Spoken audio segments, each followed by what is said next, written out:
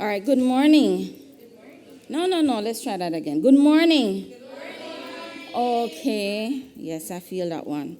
All right, Archbishop Kenneth Reed Richards, Chairman, Board of the Programs Coordination Division, Mrs. Jacqueline Boucher, Director of the Programs Coordination Division, Miss Kalia Smith, Junior Achievement Jamaica, Miss Lanicia Roden, Founder, Executive Director, Young Women and Men of Purpose, Mr. St. Andish Williams, Youth Counselor, Facilitator of the Rise Life Management Services, Mr. Toussaint Davy, Chief Juicing Officer, Jamaica Cold Press Juices, Young Entrepreneurs, Specially Invited Guests, students and teachers, our online viewers, IOJ team, good morning.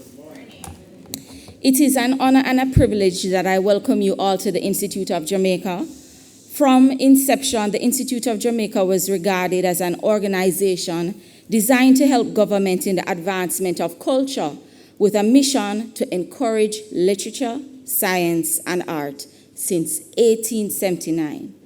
Over the years, IOJ developed in many directions, taking up tasks as might be required from time to time and handing some of them over to other authorities when more appropriate funding and opportunities became available. The first annual report of the board in 1879 to 80 recorded various cultural activities which included the encouragement of enterprise development of the island's resources. This was the first of its kind. This initiative highlighted the power of culture, not only for improving the consciousness of our people, but how to build wealth through their own endeavors. As Jamaica has advanced and developed, and is even now adapting to the new challenges of globalization and the COVID-19 pandemic, IOJ continues to advance Jamaica's heritage through the design and development of sociocultural programs, research and publication, educational outreach programs, preservation and protection of our tangible and intangible cultural heritage through its libraries, conservation and digitization of its collections. Once criticized as elitist, IOJ now seeks to increase its relevance by appealing to a wider audience by developing new and vibrant content that addresses their various needs and interests. We have also modified our business model by infusing the use of technology in our projects and programs to make it more engaging to help audiences understand complex and nuanced concepts and to increase access points to our resources. As our desire to remain a critical player in the development process is also seen from the range of partnerships in which we have been engaged with for the last 10 years. We have worked closely with ministries, departments, agencies, non-government organizations, community groups, private sector, and various religious sects. We have been transforming by using methods and embracing new range of topics to go beyond the confines of the buildings to engage with the surrounding communities and other valued stakeholders in new ways. It was only natural that IOJ, through the Programs Coordination Division, would spawn a new program called HUSH in 2011 to meet the social and mental needs of our young stakeholders. We recognized that young people needed to be properly engaged in order to develop mentally and socially so that they could grow into well-thinking citizens of Jamaica. As our desire has always been to unlock the potential of our children so that their lives can be transformed just like a butterfly. With the advent of the COVID-19 pandemic that disrupted our new normal, we recognized that we had a responsibility to become the bridge that children needed. Today's HUSH Symposium is geared to build the financial resilience of our young people. In order to improve their prospects, IOJ, through the PCD, has pooled resources together to ensure children can access specific financial information and assistance to support their entrepreneurial dreams and improve their financial planning skills so that they can make better financial choices. We all need a springboard at some point. We all need a bounce. As we commemorate Africa Liberation Day today, this session is timely as it reminds us that we can stand on the shoulders of our ancestors, and if it is we want to change our future, we must equip our young people with the proper tools. This event symbolizes the determination of our people to become financially independent. It is fitting that I use Marcus Garvey's quote at this time. He said, "Chance has never yet satisfied the hope of a suffering people. Action, self-reliance, the vision of self and the future have been the only means by which the oppressed have been seen and realized the light of their own freedom." I congratulate the team once again for having the vision to host such an important event and thank the sponsors for buying into that vision. It is through initiatives like these that we can improve the social and economic fabric of Jamaica. Welcome once again to the Institute of Jamaica, Jamaica's premier cultural entity, an incomparable place of discovery that teaches us about our intangible and tangible heritage while opening our minds to new ideas. Two essential steps in building a better future. And I thank you.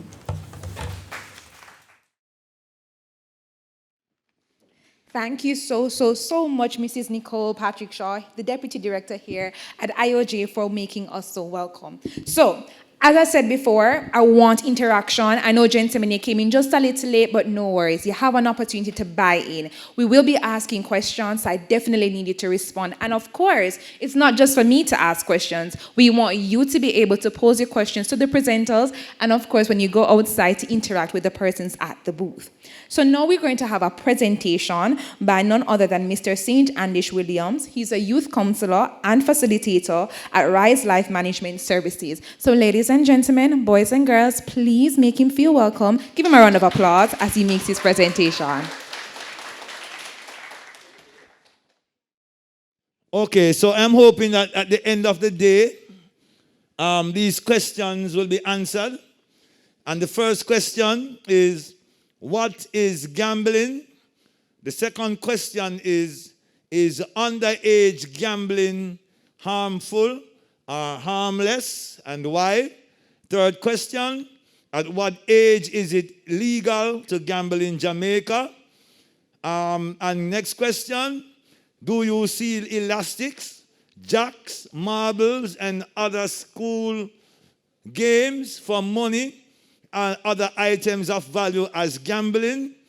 And next thing is to name some healthy activities that can be used to pass time instead of gambling.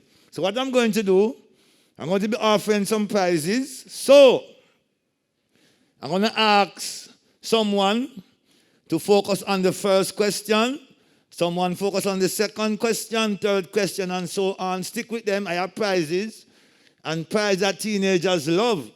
I have phone cards. I have blue side and red side. So who's the blue side?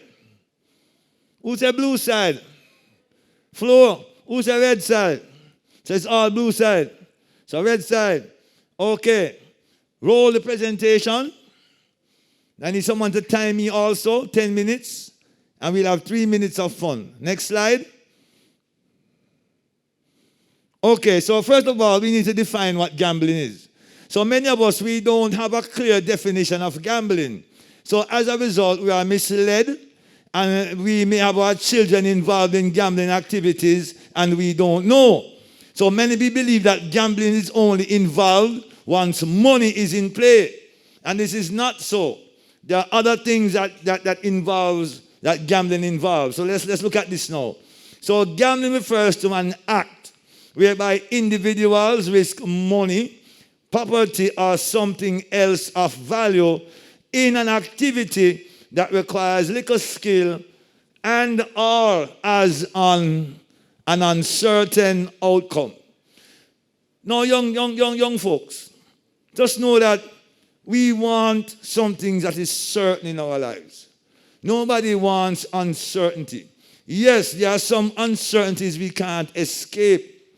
But why are you going to go in search of unnecessary uncertainty? Now, gambling does not only involve money. You see, the new games and the new applications now being presented is what is preparing our next generation for gambling activities. Because the apps on the app, they value what they win on the apps. It may not be valued in our world. It may not have monetary value. But when them win them diamonds and they win their gold coins, it has value to them. And when they lose it, they feel a deep sense of loss. Next. All right, so everybody, I need to bring some awareness to the activities that's taking place in schools right across the island. And these are the games of choices. And I have to be the one who responds to all the schools. And the main thing is dice. Dice has caused so many problems in our schools. Every time I go to a school, I can get a dice, a die. More than one is dice. And then cards. These things are all illegal in school. Bingo is a game that I love. It's a very interactive game. It's a family game. But because of what is happening in our communities today, the appeal, the bingo appeal has lost its flavor. Because bingo is being played during productive hours when people should be at work. So kids are now bringing bingo games to school. It's a big issue we are now seeing. It's a new trend in girls' schools. In the boys' schools, it's the dice, right? And then there's money football. There is flip bottle. And there are other games of skill. But most importantly, children, be mindful of your activity on the net. Be very mindful of the internet. I can't go into detail. I only have 13 minutes. Next. All right, so it is not that we are judging you, and it's not that we are treating this thing like a vice and you do it and you're not good. No. We are very mindful, because when I was a youngster going to Calabar, I tried enough things, make it trouble, just like you. You know, got caught up in some stuff, was able to wash some stuff and get my life back on track. But the problem that I am worried about, you guys getting involved in activity and becoming addicted. So what is an addiction?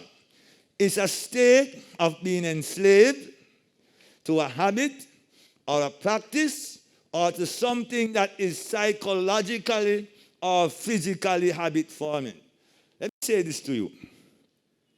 Whatever your spirit and your mind gets into, it is your body that pays the ultimate price. And then the spirit and the mind gone. Everybody are gone. And this is why sometimes when we are getting into trouble, your left eye jump and something jump. Because of the anxiety that comes along in the physical body. Right? Now, drugs and gambling, please note, they're in the same category.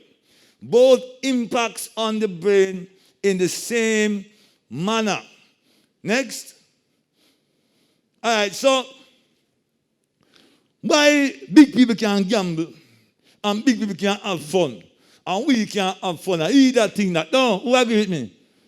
Don't agree with me. Why?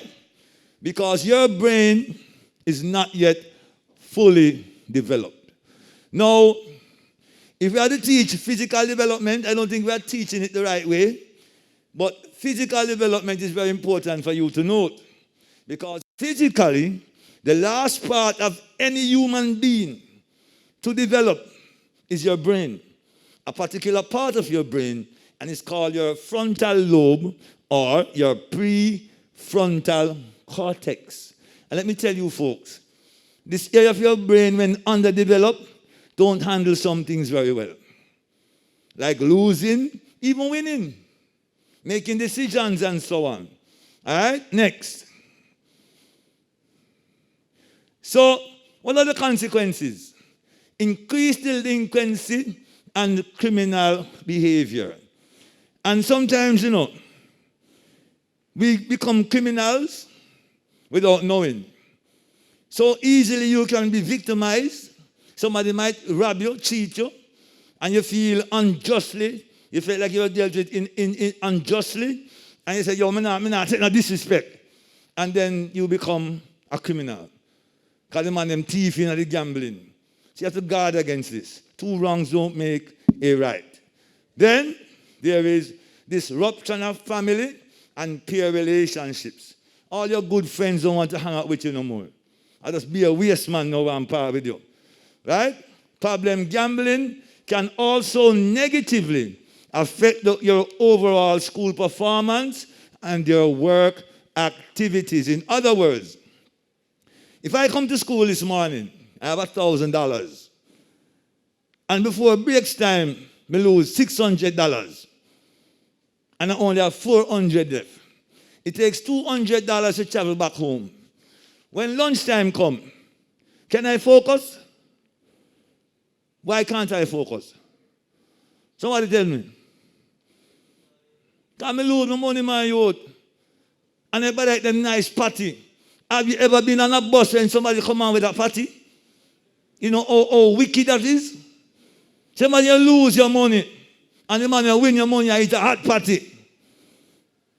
You have to guard against these things. Okay? All right. Next. Don't have much time. All respect. All right. So, go to that. Go to that. These are all the consequences. You see them there. Okay, then. So, time for the prizes. Who can tell me what is gambling? Boy, no. KC. When you can't go back and make me say, all the childhood done in my youth. That not look good, brother. It not look good. All right. Okay, gambling. Red side or blue side? What do you say? Blue side. What is gambling? See my there? You want to give them a mic and somebody assist them with a mic? A floating mic, please. Brother, I'm done shooting already. Girl, I'm shut up long time. Hey, not play woman, you know? Oh. Yes, ma'am. Gambling. So gambling is the betting of something with value or with consciousness, with risk or hope of gain. Man, you look nervous. Better, you can't challenge that. Who can challenge that? Better, I'm looking at a book, you know. Go ahead. Is that mic?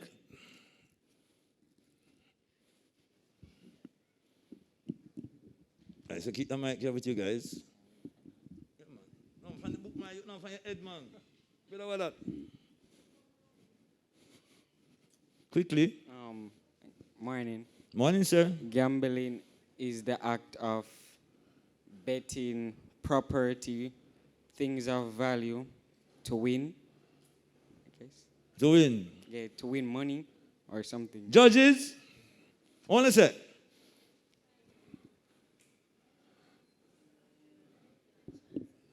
What if I say him read it in and she come out her head? So where's the red side or blue side? Which side? Blue. I didn't say blue side. Good try, I tell you what. You get a prize too. Red or blue? Blue.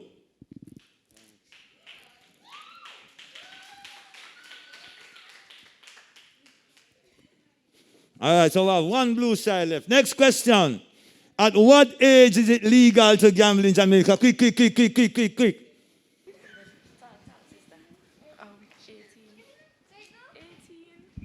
18. 18. What to say?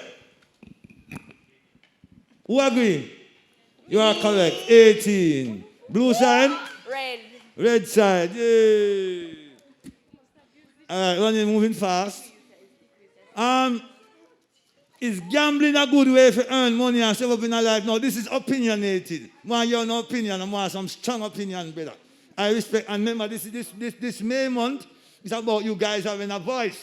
Someone here on a voice. Repeat. Is gambling a good way to earn money and step up in a life? No, this is a matter of perspective. Come in, my you. Let me hear your perspective. Any female has a perspective on this? Yes. Yo, more step up in her life, because life too hard. So I take gambling feet. Wait. Go, sir. Yes, it is good because you can earn more money. Better way, sir. Yes, gambling is good because you're able to earn more money, but Yo, better. but it is bad at the same time because there's a risk of you losing everything that you earned in your life. Oh, I like that. So he said, from the perspective of society, yo, my brother, I want money. I want money, but all of me want money. Better a dangerous thing. Let's see what the females say. Okay, go ahead. Perspective. Good morning. Good morning. I don't think gambling is good. In a way, yeah, you're gonna gain little money, but after a while, you know, you're gonna use all your money, and sometimes you're gonna lose. Most of the times, you're gonna lose because, you know, people cheat, and, you know, just keep your money. Hold on, sir. Hold on, sir. They both did well, don't it? Because I respect, when it comes to opinions, all opinions are valid. Okay, so prizes. I'm going to give away two reds for that. I'm sorry.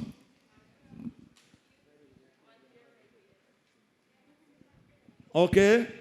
All right. Do you see playing elastics? Elastic and jacks. Is that gambling?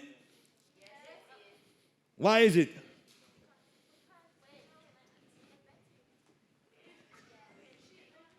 Eh?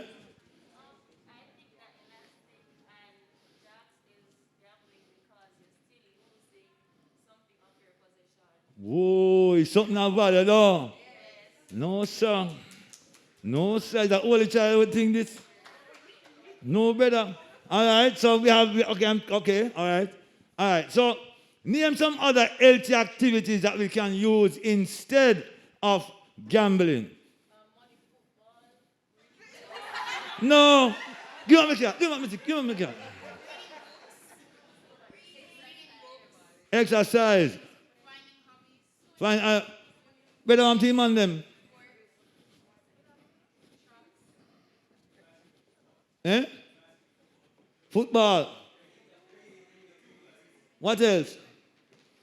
Hello, me don't understand. These are young people of 2022. Me not see no young people in 2022 that loves to read and pass time. Be honest with me, please. Huh? Play games.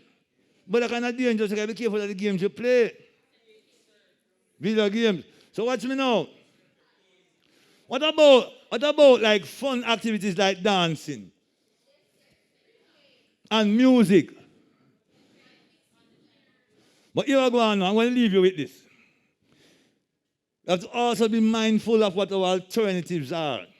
So a man who used to gamble, he wants to stop gambling and he start dancing. But guess what? He's dancing to the wrong song. So he's no longer gambling, but guess which song he might dance to? Guess. No. Roll the dice. Roll the dice. Everybody say, come roll the dice. Is that going to help me to quit? Why not? All right, so you got no. Now, one more blue card. And I'm going to leave the mic here. And who can give me the best summary takes it. The best summary takes a card. Yeah.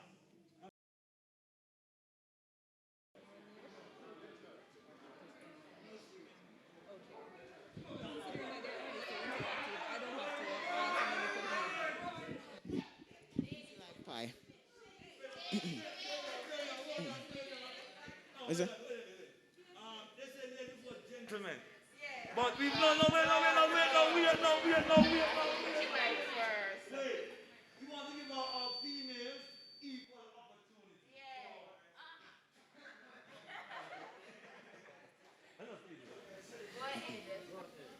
opportunity. Good morning. As well, as we all have said, gambling is not the greatest thing we can do. It is better to find a job and find a steady income. Because gambling lead you to criminal activity and delinquency. I have seen people gamble at school and I don't think it's a good thing to do. They've gotten suspended, which they lose time on their studies. I know, and you could be getting bad grades. So what I say is, stop gambling, ease yourself, and just do your schoolwork, because this is not going to help you in life.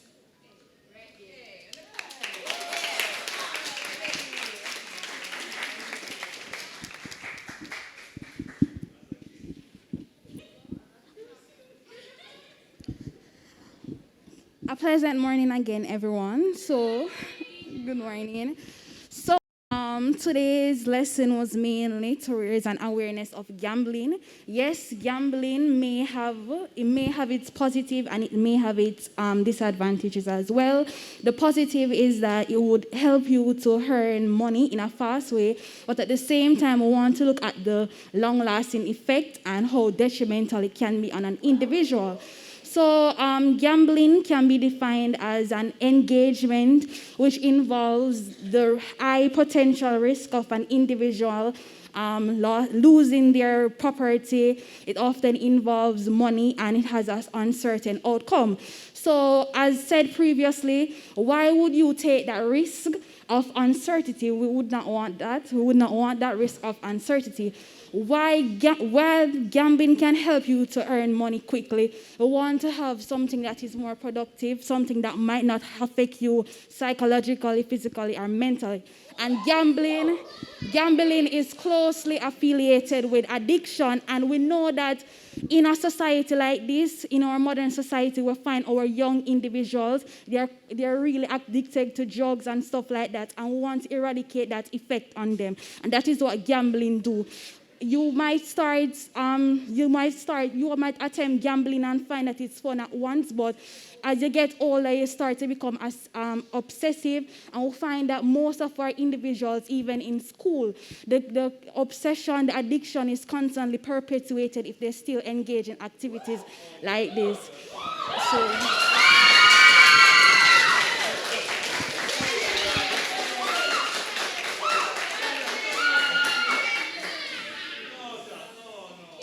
Yes, so some games that involve gambling could be like, as said previously, money, football, dice, and etc. What we can do as a school is to implement more productive games. So at school, at our high school, we have productive games such as memory game, ABC, fast or slow, where we write down and try to learn different animals and stuff like that. So I think that's a way to engage our young individual and lead them in the right path.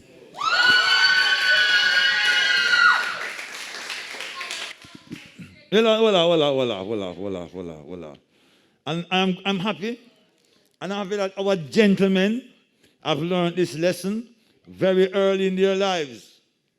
Never argue with a woman. You can't win with that. Honor me, hear my oath. Right, Bishop? All right, blessings. Hey, can I get some claps, please? Wanna come out, do? Girl left no crumbs. You just come out, you did your thing, and of course, I have to be fair. Gentlemen, you came up here and you did your thing just as well. Clap on yourself one more time. And please clap Mr. Andish for an amazing presentation. Not only was it informative, but it was very interactive. So even if I want to get ready for Hot Girl Summer, should I gamble? No. Okay, and even if I want to get my lashes on the bridge, should I gamble? No. And even if I want to go on the North Coast, should I gamble? No. You sure? I learned. Mr. Andish taught me well. The Holy Childhood ladies came out. The KC gentlemen came out and they schooled me. So Hot Girl Summer, I'm going to have to work hard for it. That's right? That's right. All right. So while we get ready for Hot Girl Summer another time, I'm going to invite to the lecture none other than Mr. Toussaint Davy. And you know, I think it really is important when people can come and share their stories on how they have been impacted. And he's going to come up here and share a testimonial, and you're going to make him welcome. So cue those applause for me, please, ladies and gents. All righty. Thank you for that fantastic presentation, Andish, and the interactive nature of it actually left me speechless. What can I say? My name is Tusan Davey. I'm the Chief Juicing Officer of Jamaica Cold Pressed Juices, just based up in East Street. Firstly, can I say it's an honor to be here. It's been an honor to be asked to be here. I'll try to speak as slowly as possible. I'm aware that some of you aren't, too versed in my speaky, spokey British tones, so I'll slow things down. I came back to Jamaica about 3 years ago. I was running a business in the UK, a cold pressed juices business. And my father from St. Thomas Parish, Morant Bay, is my connection to Jamaica. Now, before all of that started, I was educated, went to university in the UK, London School of Economics. I left there, I went on as a financial analyst. And I was working for utilities companies, and I was thinking about, what I wanted to do with my life, even from, I was the age of some of you young future leaders. So I decided perhaps, about 20, 30 years ago that I didn't ever want to be working for someone else for the rest of my life. So it was all about getting as much experience and knowledge in every single job that I was engaged in order to become a self-sufficient business person. It's not just about having an idea, it's about planning and executing the idea, which is something that, you young people really need to think about. It's not about the money, it's not about having a lot of money, it's about having, the richness of ambition. You can be poor financially, but you can be even poorer if you do not think about where you want to go in your life. If you don't want to get your education, if you don't want to do things in your life that are going to improve what you're going to do, you're always going to be at a disadvantage. I, was fortunate enough to be born into a family of loving parents. We weren't, especially rich. We were just always concerned about the education that we were subject to, and my parents were very strong on making sure that my education, the education of my brothers, was paramount and of paramount importance. And all of you children here, well, young adults here, you future leaders, you are in a very fortunate position because you've been born into families that, your parents want to see you succeed. So never take that for granted, because not everyone is promised a good education, not everyone is promised love from a good family. It's only when you get to an older, position in life, you really see how fortunate you are. So as I was saying, anyway, Jamaica Cold Pressed Juices, I was working in a corporate situation in the UK, and I was making a lot of money for a lot of people who were just becoming richer and richer off the back of my work, of my good work, and other people. And I said, well, why can't I do this for myself? Came to Jamaica in 2012, having had a massive career beforehand in the music industry in the UK. I used to interview famous musicians, everybody from Puff Daddy to Mary J. Blige to Mariah Carey, Eminem, Shaggy, and I thought to myself, this is great, but I need something that I own, that I can grow and I can build. So, I decided to have my own business.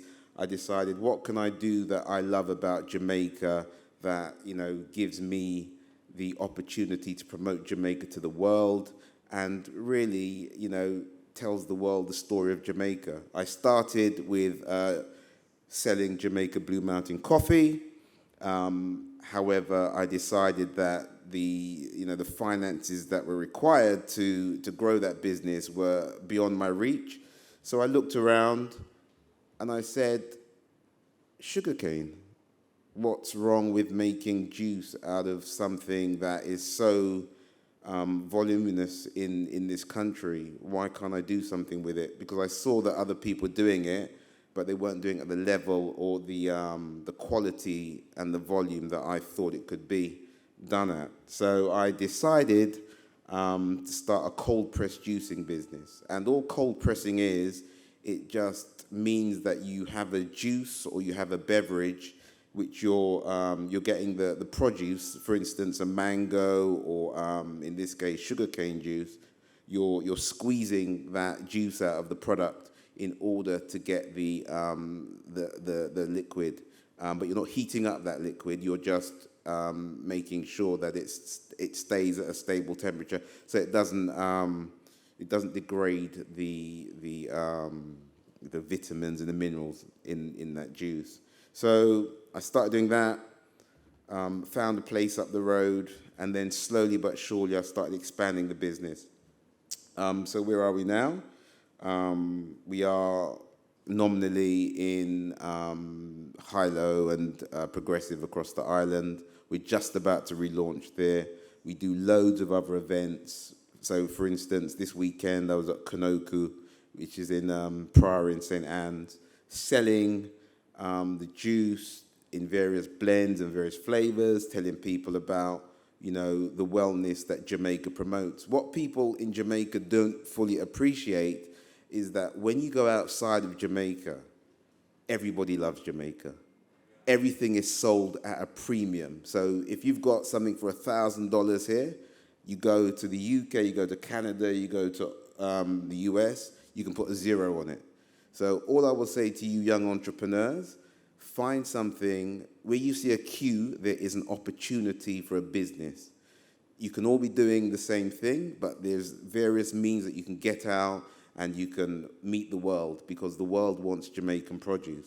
Don't ever let anyone tell you that you can't do something. If you can think it and you've got enough love and support around you, you make sure you do it. I'm testimony to that. People always telling me, oh, why are you going to Jamaica? Why are you doing this? Blah, blah, blah, blah, blah. And now they ask me how I did it.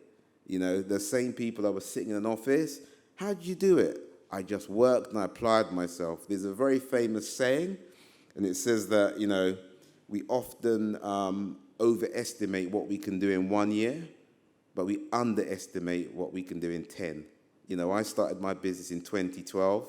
I'm now on the stage speaking to the world, speaking to you future leaders about what you can do. Now, you young men and women, you are the future of this country. This country needs direction, this country needs leadership, and this country needs you to know that you can do anything you put your mind to. There's nothing that you can think of that you can't do. You just have to apply yourself and you have to focus. And that is the most important thing I can leave you with today. Where am I with Jamaica Cold Pressed Juices now? As I said, we are just about to export to the US. We already started re-exporting to the UK. And we have a biannual retreat in the Grill. The first one was in January. We've got another one in July called the Jamaica Deli Foodies and Wellness Retreat. So you start an idea, you start humbly, you start locally, and you just grow it out bit by bit. Don't be focused on, taking over the world in your first month or your first year. Make your mistakes, humble yourself. Know that you don't know everything.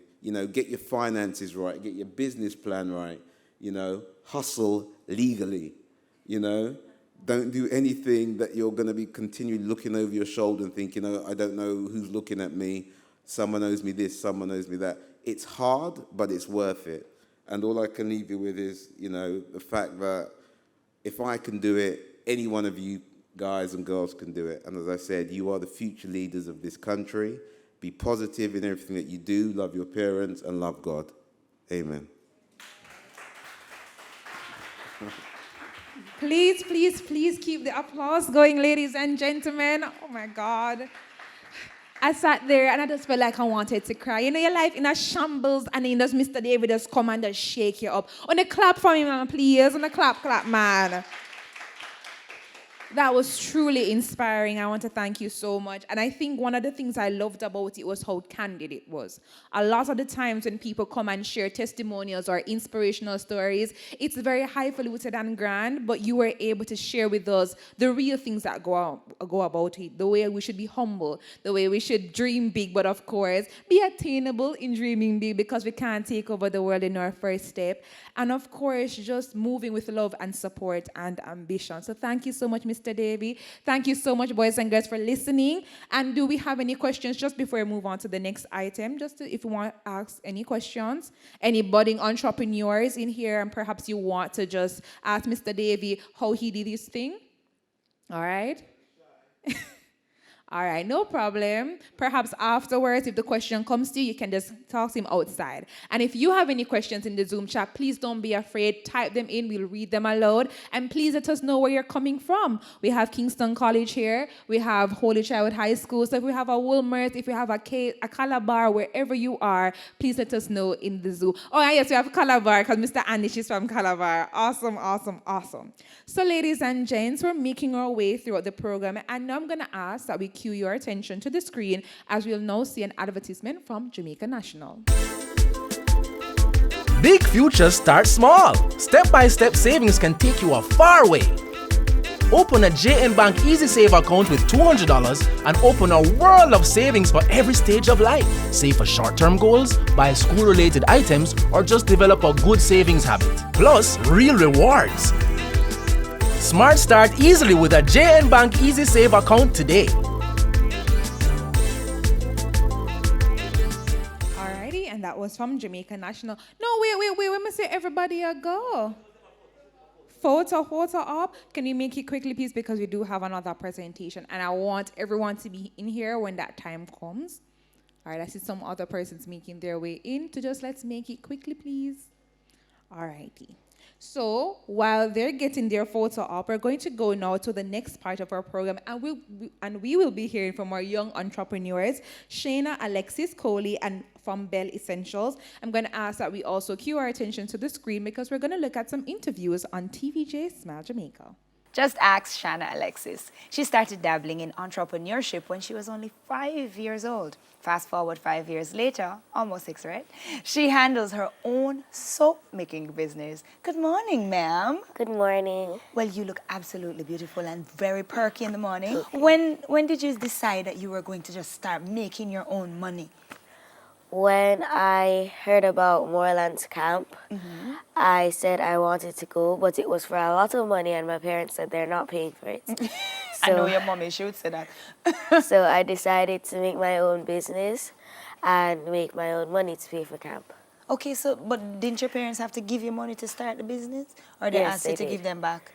They actually gave me the money. Wonderful. So you know you have to take care of them when they get old, right? Yes. Not knowing now, they're not old yet. They'll soon get old. All right, so tell me what you started doing when you decided, okay, soap. How did you make the decision that you wanted to do soap? I saw an ingredient in a store, and I asked the cashier what it was made for, what it was used for, and they said it was used to make soap. So I went home, did research, and started the business. Research? Yes. What kind of research did you do? I researched how to make it and different types, and then I started. Wow, you just decided, okay, this is it. I'm going to get the stuff and I'm going to make some soap. Yes. What is your favorite scent or flavor, as I like to call it, of soap that you make? I would say the mango scented one. The mango scented one? Yes. So, all right, tell me a little tips of a secret. What do you put in the soap to make it smell like the things you say it smell like? You actually cut off a piece of mango and put it in the soap? No. No? What do you do? I use essential oils. And who buys your soap? People who come out and support me. They just decide, okay, you're super cute. I'm going to support her because her soap is awesome, right?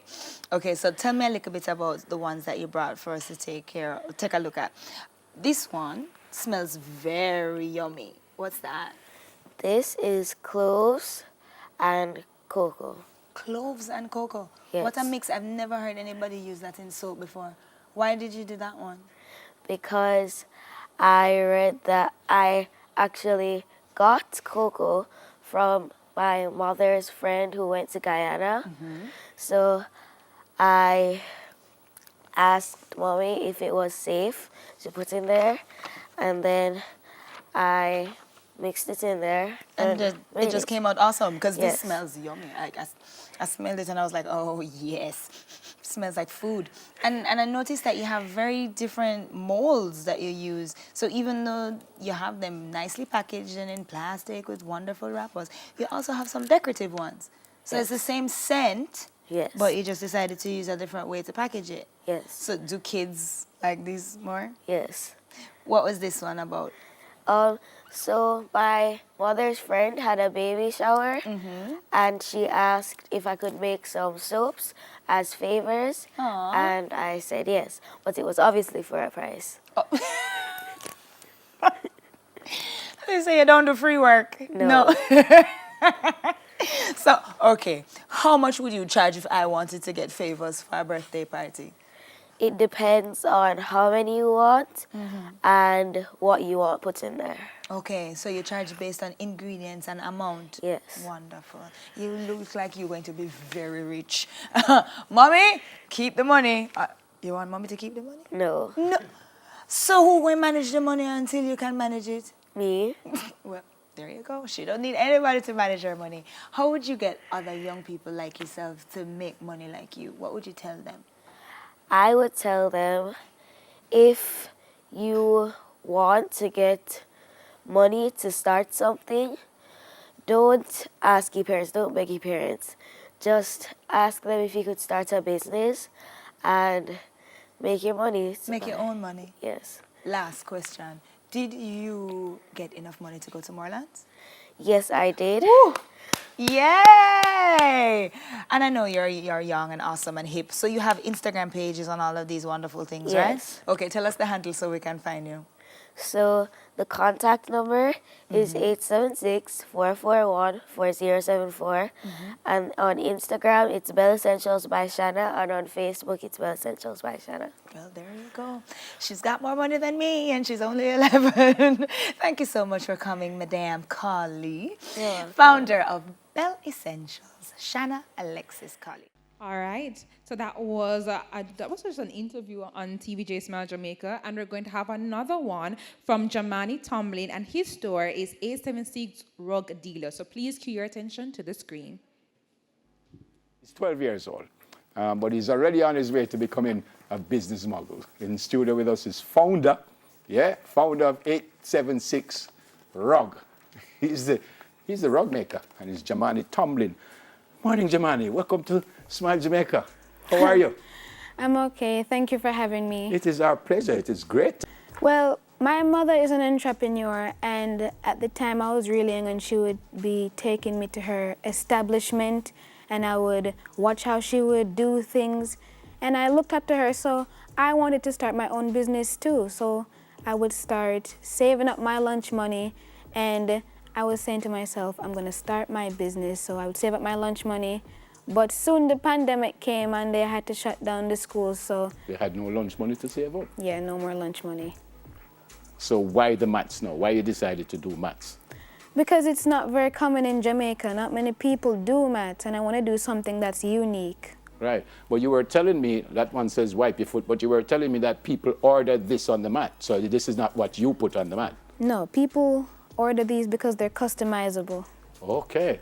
So what about the ones that you put stuff or you don't put anything on it? You just say what I want? Yes. So you don't put anything at all from your ideas, no? Yeah, no. Wow.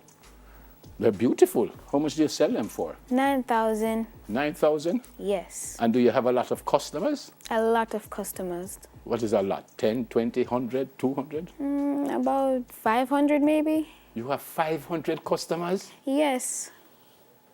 Huh?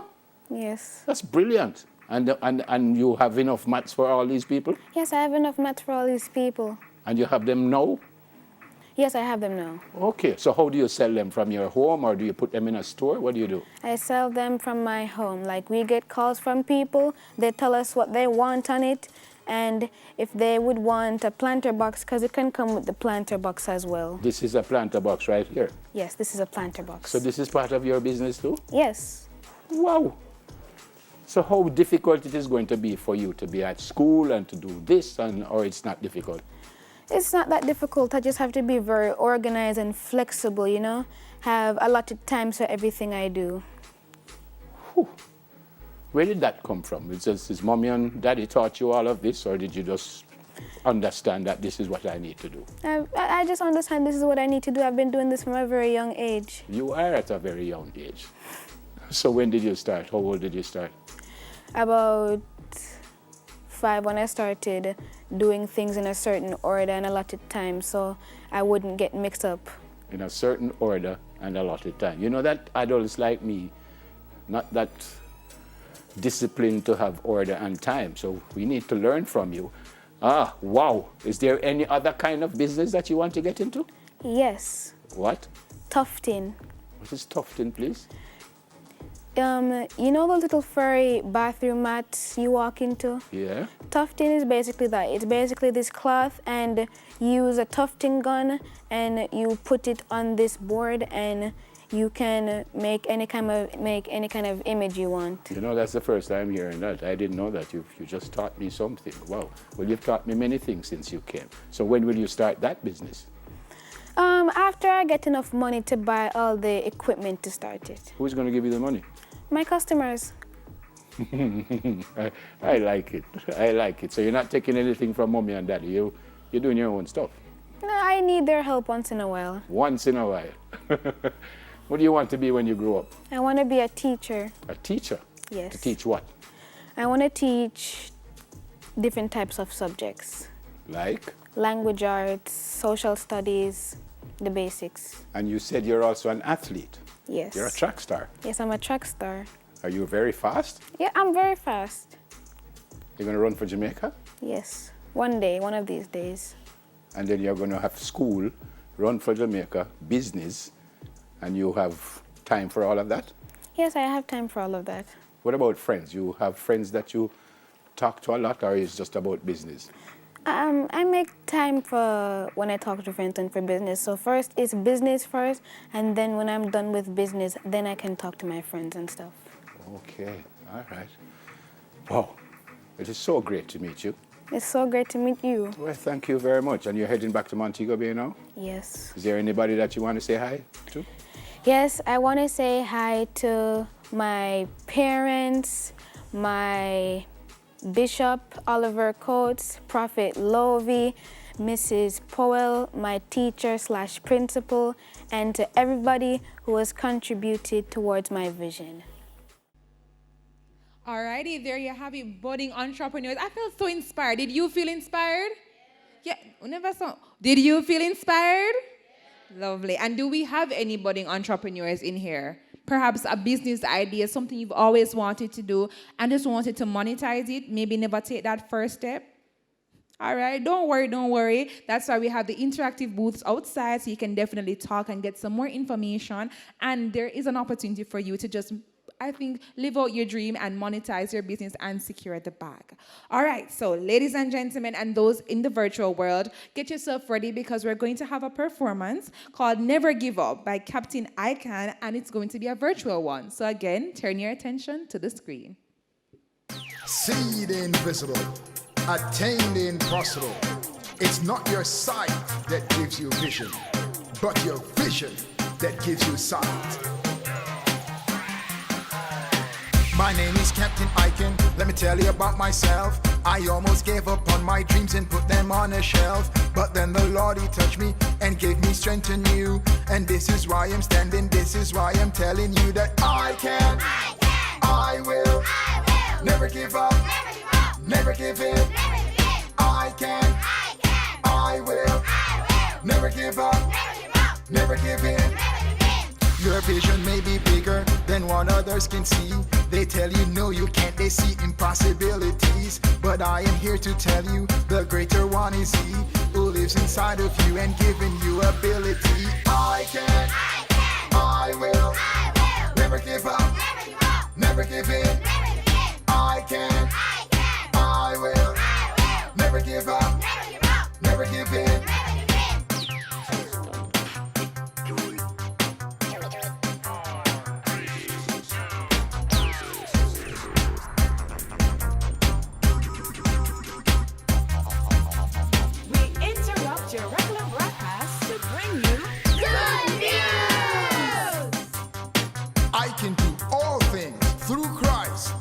strengthens me. Let's all say it together.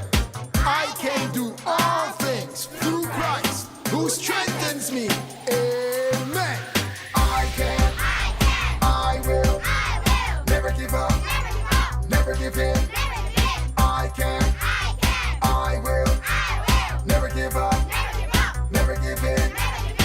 Your vision may be bigger than what others can see. They tell you no, you can't, they see impossibilities. But I am here to tell you the greater one is He who lives inside of you and giving you ability. I can, I will, never give up, never give in.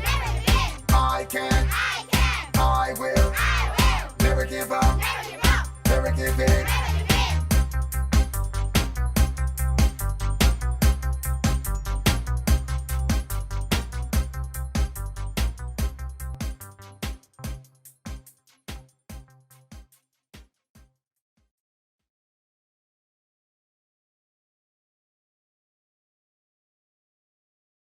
Alrighty, and that was a performance, Never Give Up, by Captain Ican. I want to do a quick vibe check. Have you been enjoying yourself? Yes.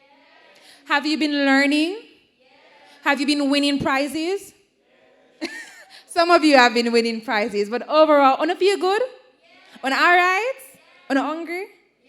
All right, don't worry. But no, don't worry. We got you. But this event could not have been possible without the kind support of our sponsors and our partners. And I'm so happy that you're enjoying yourself because obviously they must feel good that they made this investment.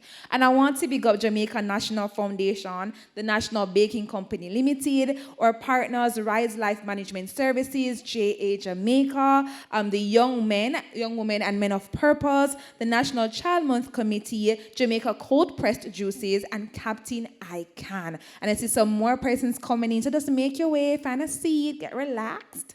And I want you to get yourself ready because we're going to have another presentation. And this is on the topic of entrepreneurship. Ladies of Holy Child High School, I hope you're thinking about that business plan. Gentlemen of Kingston College, I hope you know that you're the next Bill Gates in the making, and perhaps this presentation is going to help you to mobilize those dreams. Ladies and gentlemen, please get your applause ready because I'm going to invite to the lectern none other than Miss Kalia Smith, and she is the programs officer at the Jamaica. Let me just read it again. All right. So we're going to have a presentation on entrepreneurship by Ms. Kalia Smith, the Vice President of Programs at the Junior Achievement Program of Jamaica. Please, clap, claps, claps. Claps, claps, claps, people. Thank you.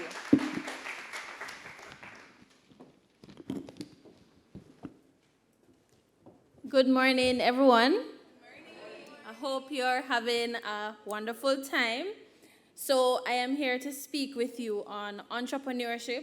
And as the presenters before, we're trying to make it interactive. So there are some activities that I will have you do and ask some questions so get your minds rolling.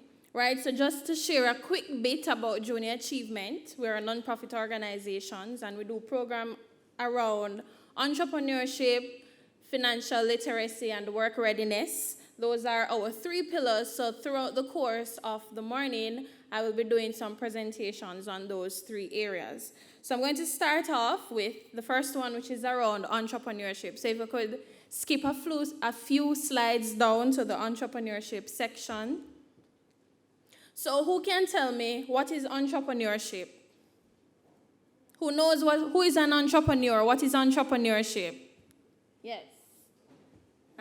In the meantime, can I get a microphone so that I don't have to stay?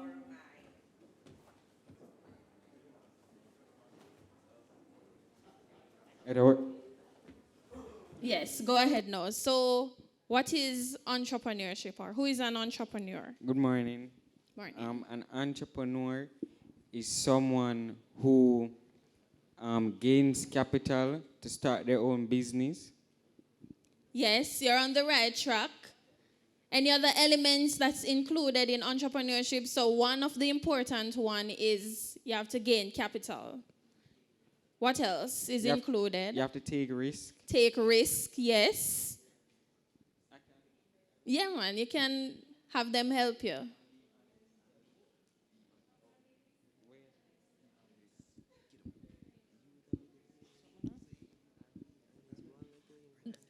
You can say it, just share. Just stand up and share where you are.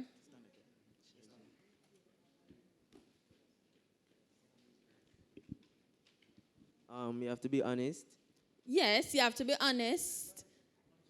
Because, no scamming or chopping or anything. So we want legitimate businesses. You also have to be dedicated. Yes. Awesome. Thank you, guys. So on the next slide, I have an official definition of entrepreneurship. There are many different definitions out there, but a good summary is that it's an activity. The activity. Oh, you have one more? Yes. You have to be hardworking as well. Hardworking, definitely. So it's the activity of setting up a business, taking financial risk with the aim of making a profit. So you want to make sure that the venture you're starting is going to be profitable. That means people will want to buy it. Now, why do you think people go in entrepreneurship? Why do you think people go in entrepreneurship? Why do you think people start up a business? Any of our ladies would want to share what are some reasons people start up a business? Yes? So since it's just 2 schools here, so maybe you can just keep that microphone in your section so that whenever anybody is answering, you can just share that microphone. And then for the guys, you can just keep the microphone in your section. All right?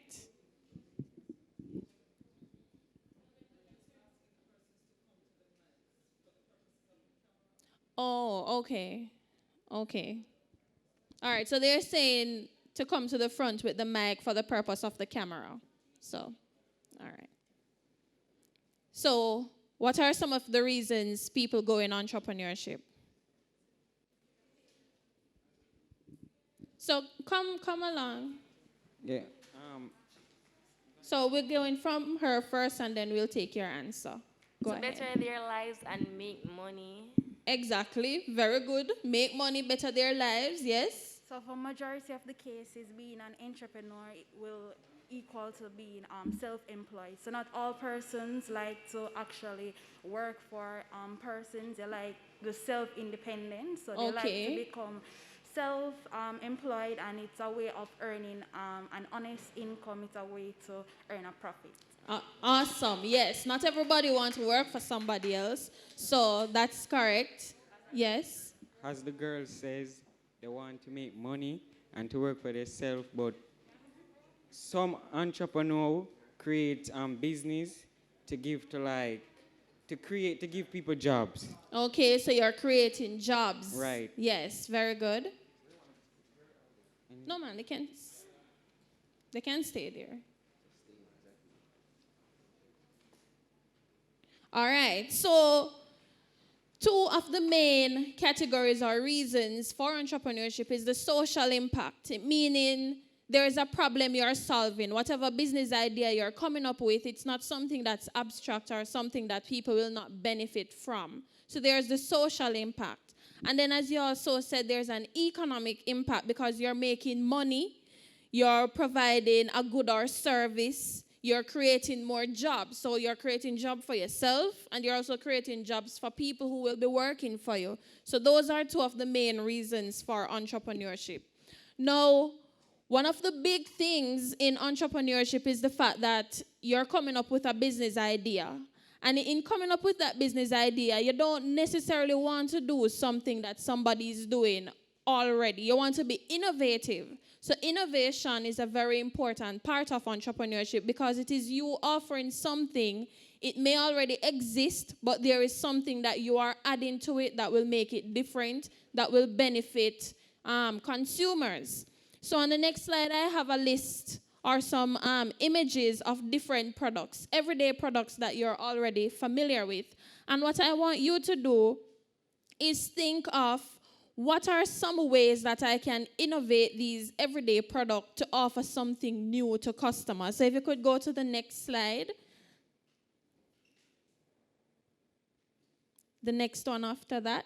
Right. So those are the everyday products, right? So there is soap, nail polish, a clothes hanger, newspaper. These are everyday items. Everybody is familiar with these items. So what I want you to do, The first one is soap. What is a way that you can innovate soap that instead of the regular use, or yes, you use soap to clean your body or your face or whatever, but how can you innovate soap to offer a new item or something new to customers that is not already there? How do you think that can happen? Anybody? And I use soap as an example, but you can choose any of the products there, any of the items there. What can you innovate, or how can you innovate these everyday items to make something new that you would be offering to customers? Don't be shy. Come on, man. Don't be shy. We just saw a video with a very young student who is doing her own business, and she's selling soaps. And from the looks of it, her soaps is not just an everyday regular type of soap. So whichever of the items you select, what can you do to innovate it? You could customize it to use for medical purposes. Which one are you doing? The soap? Yeah. Okay, so you say customize it for medical purposes. So what do you mean by medical purposes? How is that different from medical soaps that are already on the market? Well, they could meaning they could, if the person is in like a bad state or want to be cheered up or something, they could customize the name on it to give as a gift or something. Okay, so now we're getting into things. It can be a gift item that is customizable, put your name on it and so on, that will cheer people up and so on. Yeah. All right, thank you for that. Okay, I see the boys are lined up. Yes. I was saying it could be fully personalized. So it's practically what you were saying about being customizable, but it could be fully personalized so that anybody could make it into whatever they want it to be. Because, most soaps are made from ideas that other people have. What if you could have a soap of your own idea and your own design? That's the thought that... Okay. All right, thank you. Very good. Can I say something? Yes. Okay, so the newspaper. Yes. You could make it different type of news, like you have specific type of news you use a newspaper for. You also can use they change the material. You have a different material for the different use. And the nail polish, you can change the texture and the materials used, etc., etc. All right, so I think see where you're going with the one with the news. You can use different types of paper when you say material. You're talking about the paper. And then the types of news that you would print in the newspaper. All right, I take that.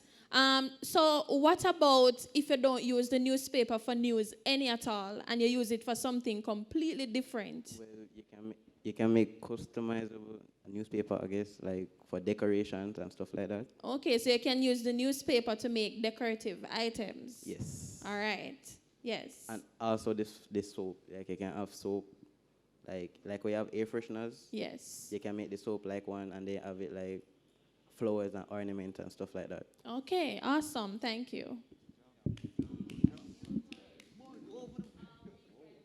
Get a different scent, because sometimes the nail polish, the scent in it, it's not really giving. So you have a pink one, make it smell like flowers. A yellow one, make it smell like an orange or something nice, the fragrance. Awesome. I actually love that idea because I've never seen a nail polish that doesn't have that signature nail polish smell. So if you could have nail polish that have different scents, then yes, I actually like that one. So thank you. So, there is one more? All right, Go ahead. I was thinking about an idea that the soap, as you use the soap more and more and the layers peel off, you could have different fragrances. Because as you know, when you use your soap, sometimes it doesn't smell as nice as when you first buy it. Okay, awesome. I love these ideas that are coming up in us. So first we had so many, but two that stood out is these two last ones. So the nail polish with different scents and the soap that has different scents the more you use it. So awesome. Very good ideas. So the idea behind that is sometimes when you're starting up entrepreneurship ventures, right? Some people find it difficult and they think they have to invent something. right? Just as how you have the light bulb that was invented, you have computers that were invented at one point in time. But now you realize as time goes by, you have different variations of those same things. Now you have different types of light bulbs. You have iridescent light bulbs, you have the LED ones, you have the solar control light bulbs. So now you have different variations of something that already exists.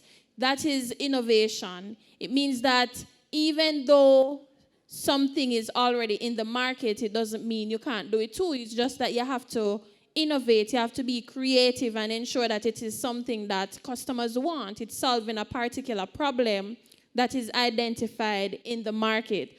Just like our presenter earlier with the cold pressed juices, we are familiar with a lot of juices. It's not something new, but he innovated that idea where it's cold pressed. So persons will see that as a more healthy, refreshing option, right? So you want to ensure that when you're thinking about your business idea, you're thinking about how that will offer value to your customers. Now, the process of starting up a business, right? As I was alluding to earlier, you have to think about the problem that you are solving. So, what are some problems that you notice in your school on an everyday basis that you find irritating or annoying, or you wish there could be something done about it, but every day you go to school and it's that same problem? Do you have any of that stand out to you? I know when I was going to high school, before they have the concession canteens, when the school was running the canteen, we always wish that we had more variety than rice and peas and chicken. So when I was in school, a group of students and myself included, we came up with a business idea where we were the competition to the canteen at school. So instead of getting the everyday rice and peas, we started to sell pizza and panini, and we made a lot of money from that because we realized, students don't just want to eat the same rice and peas every day, right? They want variety. So do you notice any problems in your school that you find, annoying, or you think, I wish there could be something done? So what are some of those problems? So remember to come up to the mic. And we're not bashing the schools, right? We're not bashing the schools, disclaimer. We're just using that to see if you notice these problems in your schools. Do you think that there's an opportunity for you to create a product or service that can solve that particular problem? So in addition to saying what the problem is, I want you to also think about what could be possible solutions to those problems and how can those solutions be applied to becoming an actual business venture. So we're looking at problem, solution. All right. I guess you got cold feet. Anybody want to try? All right, go ahead. When I tell you what the problem is, you want me to Yes. give a solution? It could be multiple, it could be just one. But let's start with the problem. Maybe you are not the person, but somebody else can help you with the solution, right? So let's start with the problem. One of the problems at my school, miss, is the lunch line. The lunch line. That when it's lunchtime, miss, yes, there's a long line that even when lunchtime is finished, we're still in the line. Okay. Waiting to get through. So do you think there could be anything done to that? How do you think that? Because I'm here thinking about a couple ideas for that. So how do you think that could be solved? I think that each class, instead of everybody go for lunch, I think that one person each class could take the lunch order and just order it for everybody and bring the lunch back to the students. Okay, all right. Okay. So how do you think technology could help with something like that? Instead of one student writing everything on a piece of paper and walking to the canteen, do you think technology can be used? Yes, you could create an app and give it to the students so that they write the name and put what they want, and then a person from the canteen just bring the lunch. All right, very good. Thank you. Anybody else? One more? Come on, Holy Childhood. One from you, girls. Nobody? All right, so I'm going to move on. So the first step, identify the problem. What problem can you solve? So with the lunch line, right? The line is very long. Sometimes lunchtime finish and you don't get any lunch. So create an app. Now, the next part is which solution is the best, right? So that's the app. And there could be, so he gave two solutions. One is for persons to write down the orders and bring it to the canteen. The other is to create an app. So between those two, you choose which one would work best in that situation. Maybe if you're not allowed to have a device at school, then you can't do the app because you're not allowed to have your phones and so on, right? Then you make a prototype. A prototype is like a sample to show how the app would work. If it's a product, you make a sample of the product. You make a sample of the soap to show the ingredients, how it works. Sometimes you have to do testing. Sometimes, so like, say, for example, you go to the Scientific Research Council so that they can test your product to make sure it's safe for use for consumers.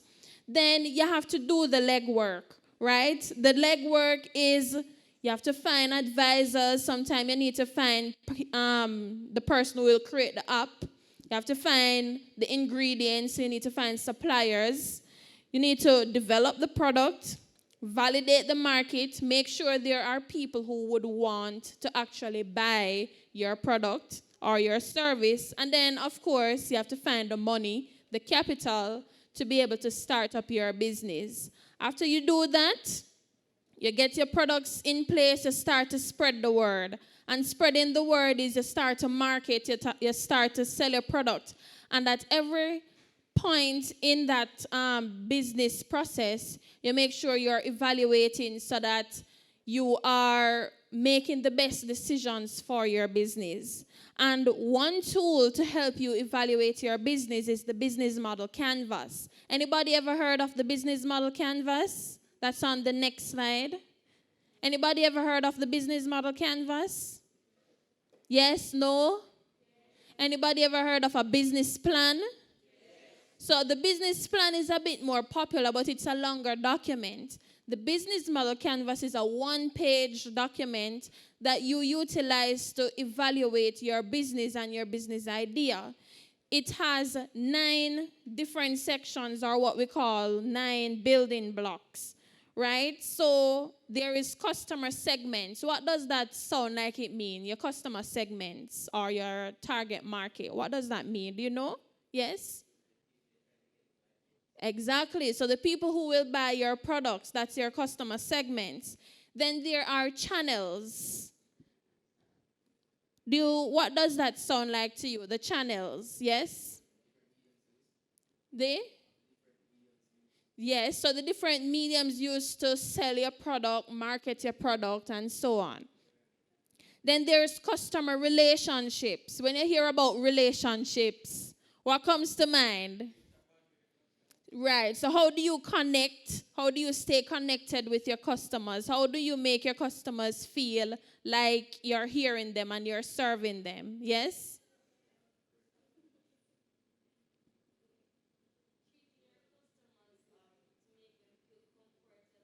Yes, so to make your customers feel comfortable and special, what are the things that you can do? Yes.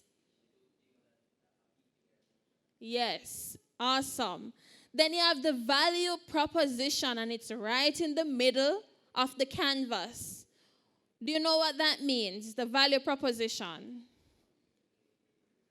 So the value proposition is always the why of your product. Why should customers buy your product? What makes up your product? What makes your product special? Or what makes your business special? What makes it different from other businesses out there? Why should customers utilize your product or service?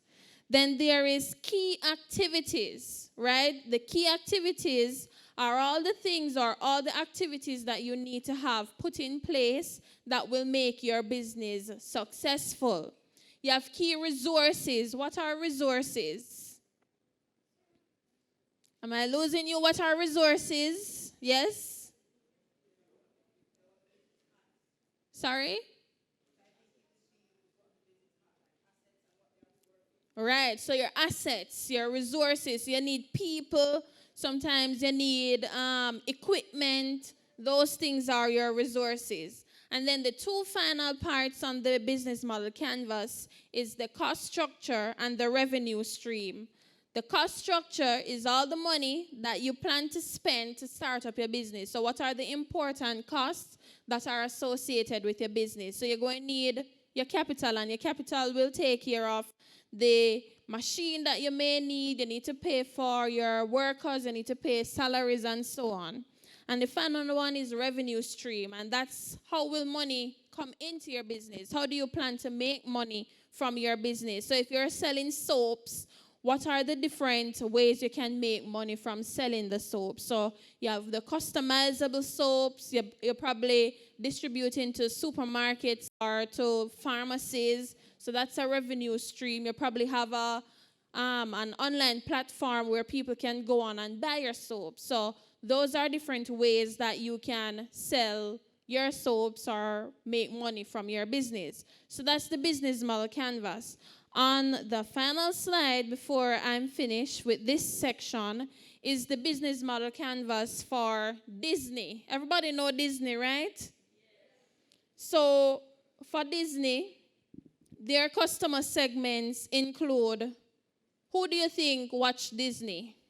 Who are people that watch Disney? Kids, yes.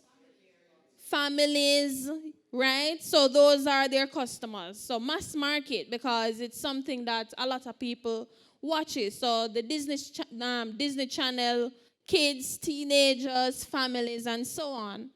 Customer relationship, right? Most of you may know about, you have Disney World or Disneyland, whatever your name.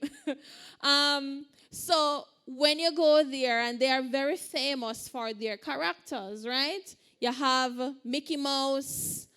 Which other Disney character is there? For all their animated movies, they have the characters, right? So like from Frozen, you have Elsa and Anna. From Cinderella, all the right. So their characters is a part of their customer relationship, because as you know, whenever they come up with a movie, they sell all kind of merchandise that is representative of those movies. So a part of their customer relationship is the characters that they develop. Channels, right? If you have cable TV, you'll be able to watch Disney. You'll be able to link that product. You can use your streaming service, Disney Plus.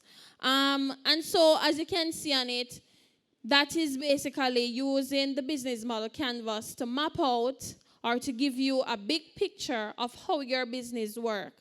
So in essence, if you should start up a business, or if you have a business idea and you want to find out, how will I make this idea work? What can I do? You can use the business model canvas to help you decide if that business actually makes sense. Because what if you have a very great, wonderful idea, but when you do the business model canvas, you realize that based on all the costs that you have listed in your cost structure, you will not be able to find the capital to start up that business. So you may not be able to start immediately. There will have to be work that you do. You may have to do some crowdfunding. You may have to get loans from the bank to start up your business. What if when you do it, you realize, even though this is a great idea, there is not much of a market for it, because there are so many of this product already that mine is just going to come and get lost in the market. So it doesn't make any sense to do it, right? So being in entrepreneurship is a very, very, very viable career path. However, you have to make sure you do your research. You have to make sure you are hardworking. Some of the characteristics that the boys from KC were talking about. You have to be a risk taker. You have to be very persistent. You can't be shy and not know how to talk to people, because as an entrepreneur, you have to know how to put yourself out there so that people will know about your business, right? So you have to ensure when you're looking into go into entrepreneurship, you don't isolate yourself. You don't feel like you cannot talk to people and ask for advice, because a very important part of entrepreneurship is the fact that you will be interacting, you will be looking customers, investors, and so on. So you have to make sure you put yourself out there and start from the smaller groups. Start from your family to your community, your school, until you find that, yes, I can actually do this on a larger scale. All right, so that's it for the entrepreneurship sections. I hope that you have learned a lot. All right?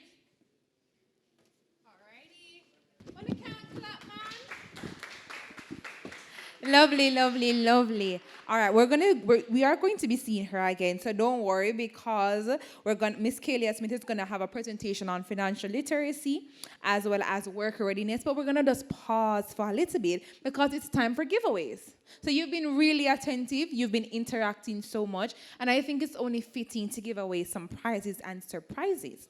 So just before that, also I want to make special mention of Judith Forbes and Dart World. They've been online with us on YouTube, super consistent. I just want to say hi to our YouTube fam, and thank you so much for joining us at our Hush Symposium. All right, so this is a question that I don't know if you were listening as clearly as you should have, but could you tell me when the Institute of Jamaica was formed? So, in the welcome, I did note that the Deputy Director did give us a year, and I just want to know if we were listening. Yes, yes. I see somebody coming. So these questions are going to be reserved for in-house audience, but don't worry, or people on YouTube, we got you. So we're going to have giveaways just for you. All right, ladies, don't rush all at once. Come. And I'll give 2 chances.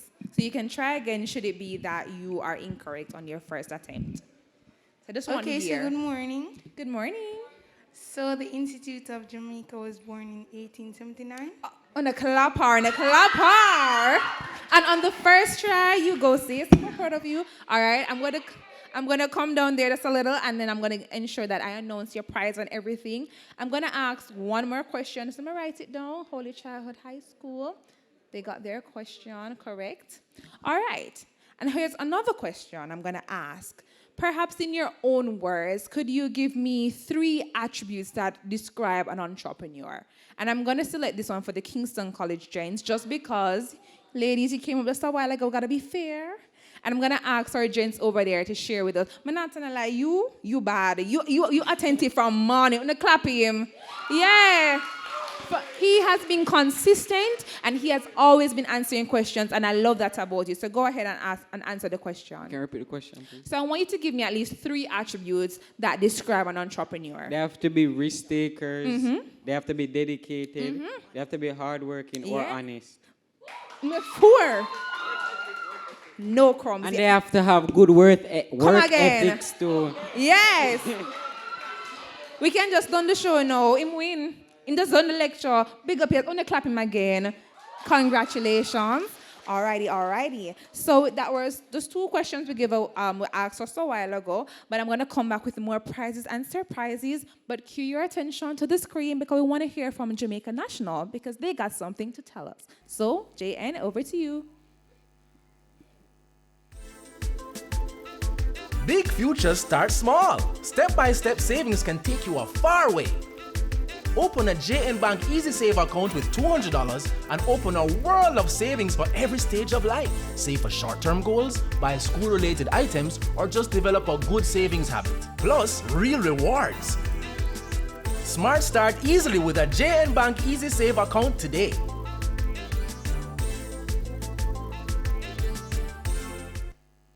Alrighty. So just before we go into the next presentation on work readiness, I want to open up the floor just to you asking any of the questions that you may have regarding entrepreneurship. Anything coming to your mind? Anything you want to ask Ms. Smith? Anything that's just burning you really wants to get it off your chest? I see somebody coming. No, nobody sit down. I'm call you up already. Alrighty. And for some encouragement, let's give him a few claps, please. Yes. I see Miss Smith coming. All right, you can come up here just for the purpose of the camera so they can catch you good. I'm gonna come down. All right, young man, ask your question. First, I'd like to ask a personal question. What challenges do you find with entrepreneurship itself, personally? So, personally? Personally. Well, personally, I am. So, some of the problems with entrepreneurship includes finding the money. I think that's one of the major challenge, finding the money to start up, because sometimes you may have a very big idea and sometimes you don't necessarily want to use all of your personal money to start up the business. So it means you would have to probably get a loan from the bank to start up a business, or you have to find investors. So just the process of getting the capital to start up your business, it can be very tedious. And so that's why you have to be very persistent and persevering, because it can get to you sometimes. You have to make sure you network and know the avenues and how you can find money to start up your business. Okay. Yes. Say if this is a question based on, it's still in the region of challenges, rather like competition. How do you best handle competition if it's directly influencing, maybe even if you have already started a business, it's directly influencing your employees, and if you have a institution that works with many people, it would be employers and employees. So how would you handle a situation with competition that's trying to take over? Okay, so in any business, there will be competitors, right? That's something that's a given, because you rarely find a business that has no competition. So one of the things that you have to do to stay on top of things is to make sure you're continuously innovative.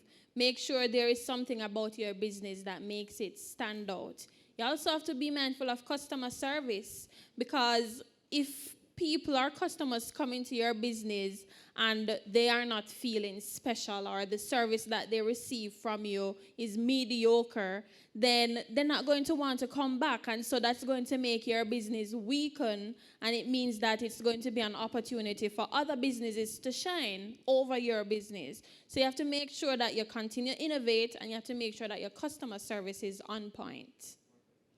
But taking in what you just said, yes, customer appeal, as we know it, of this time, constantly changes. Mm-hmm.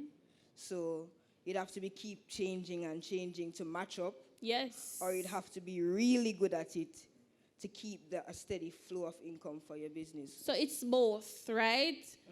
What you're good at, you have to make sure that you continue to do it to the best of your ability. So for example, let's look at Netflix, right? Right now, Netflix is under some pressure because they find that a lot of people are unsubscribing. They find that the users are lessening because once upon a time, it used to be Netflix is the only streaming service, but now you have Hulu, Disney Plus, HBO. You have so many competition, right? So one of the issues that people have found with Netflix is the fact that, initially you could share your password with many people, and now they're saying you can only use it for yourself, and people don't like that. So they're going to switch to another streaming service. And now they're getting more and more expensive.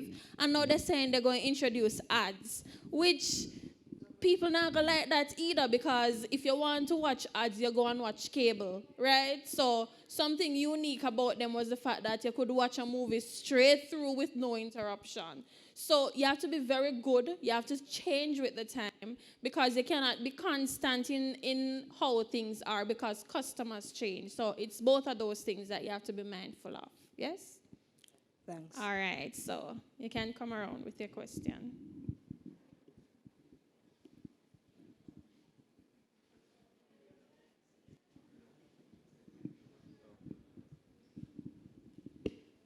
Okay, afternoon.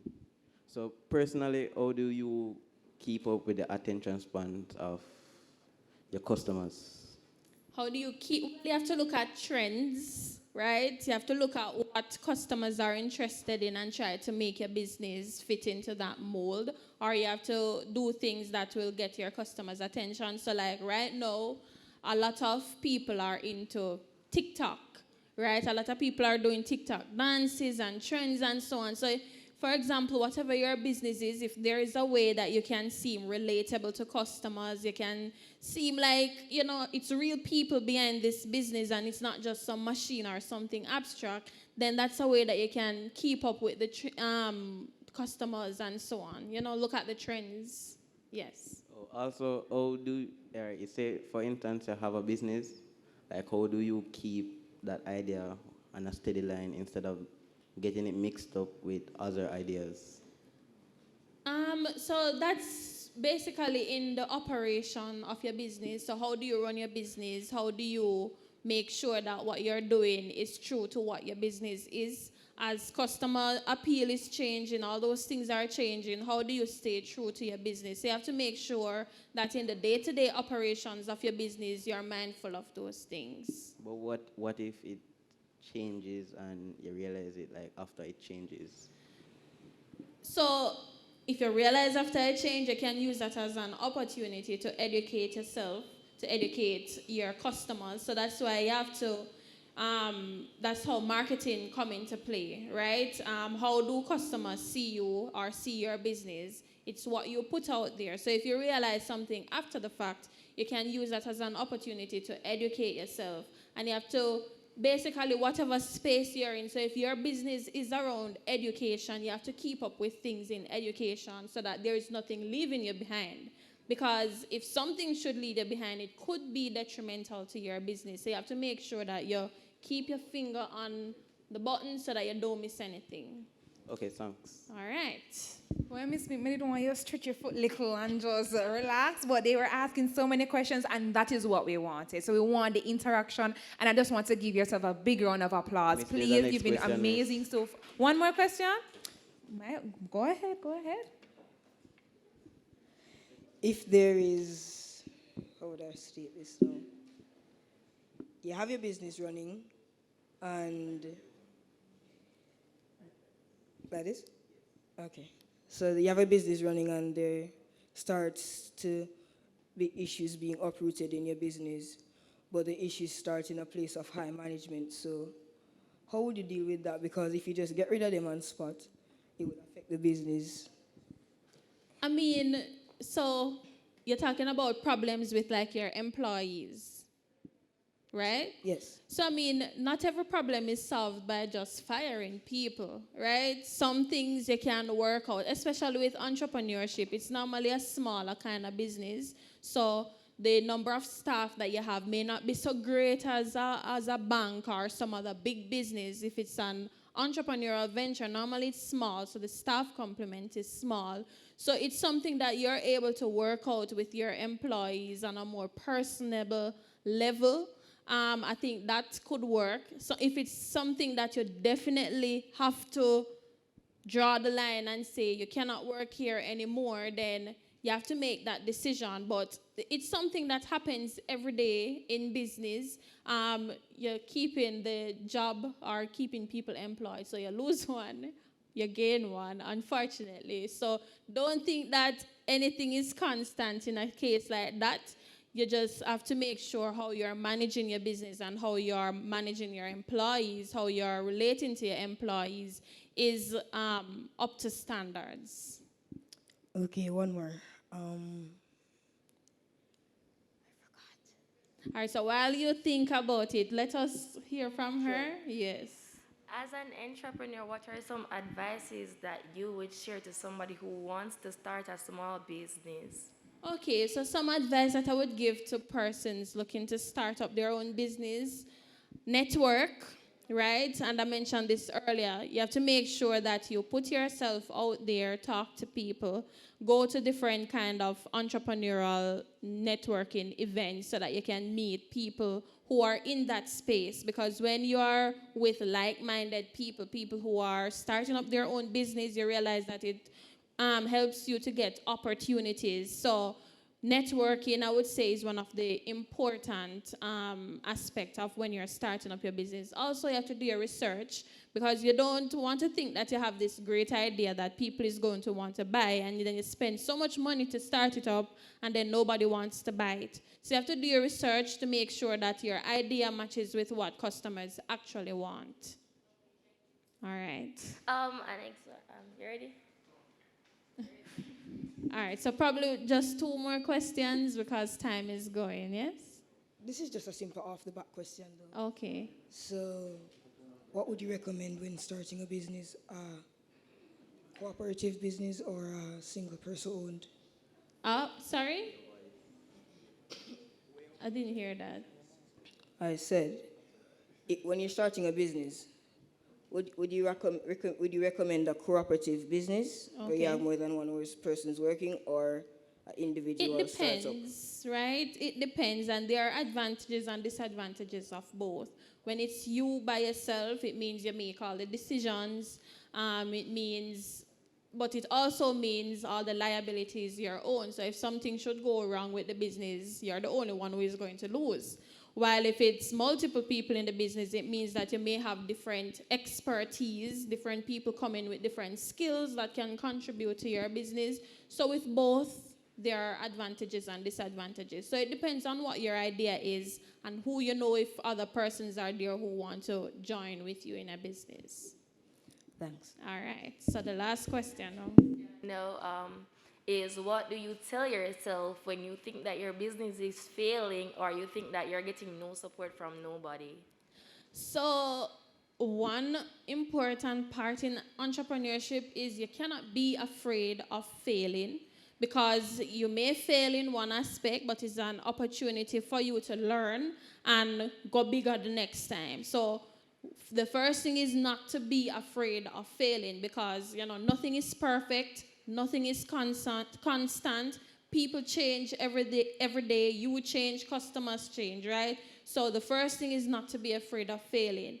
And then the second thing is, if you are so passionate about your idea and you believe that there is an opportunity for it to work, even if you are down to your last dime and you still see that opportunity for it to work, then don't give up. You continue working. You get mentors, people who is able to help you, and basically market yourself, put yourself out there, but essentially don't give up and don't be afraid of failing, because failure is not final, right? It's an opportunity for you to learn and come back to the drawing board with something else or something better. Okay, thank you. All right. So we finished with our questions. Claps, claps, claps. All right. So I think you're already here, Miss Smith. So I'm just going to leave you to come and educate us on how to get ready for the world of work. Summer is coming up. Some of us may have summer jobs, or we'll eventually reach that part in our life. But Miss Smith is going to share all the gems and all the details so we can know we can get ready for the job and secure the bag. So over to you. All right. So still here. Now we're going into being work ready. So not everybody wants to be an entrepreneur. Some people, they have different ideas for their career, and that is absolutely fine. There is nothing wrong with that. As a matter of fact, if you are working for somebody else, there is this concept of being an entrepreneur, which means you're still able to be creative, you're still able to be innovative while you're working for somebody else. So that's entrepreneurship. So if we could go back to the slides and go to the second section on work readiness. So throughout this segment, I'm going to be looking at some C's, or the success C's. The first one is critical thinking and creativity. Then there is communication and conflict management and collaboration. So while you're in the workplace, while you're preparing to enter the job market, these are some things that you need to be mindful of. These are some things that you need to consider as you are working towards your career goals. So we're going to start by looking at critical thinking and creativity.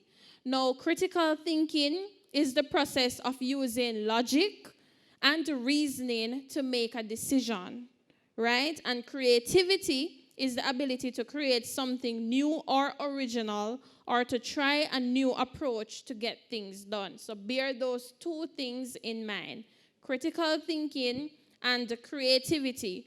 Now, if you're in the workplace or even at school, it's very important for you to use critical thinking and creativity because there will be a lot of challenges that come up, and even as an entrepreneur, you will have challenges as well.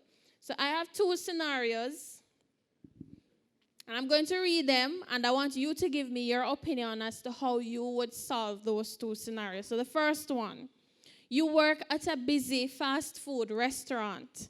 A customer is placing a breakfast order and has several requests.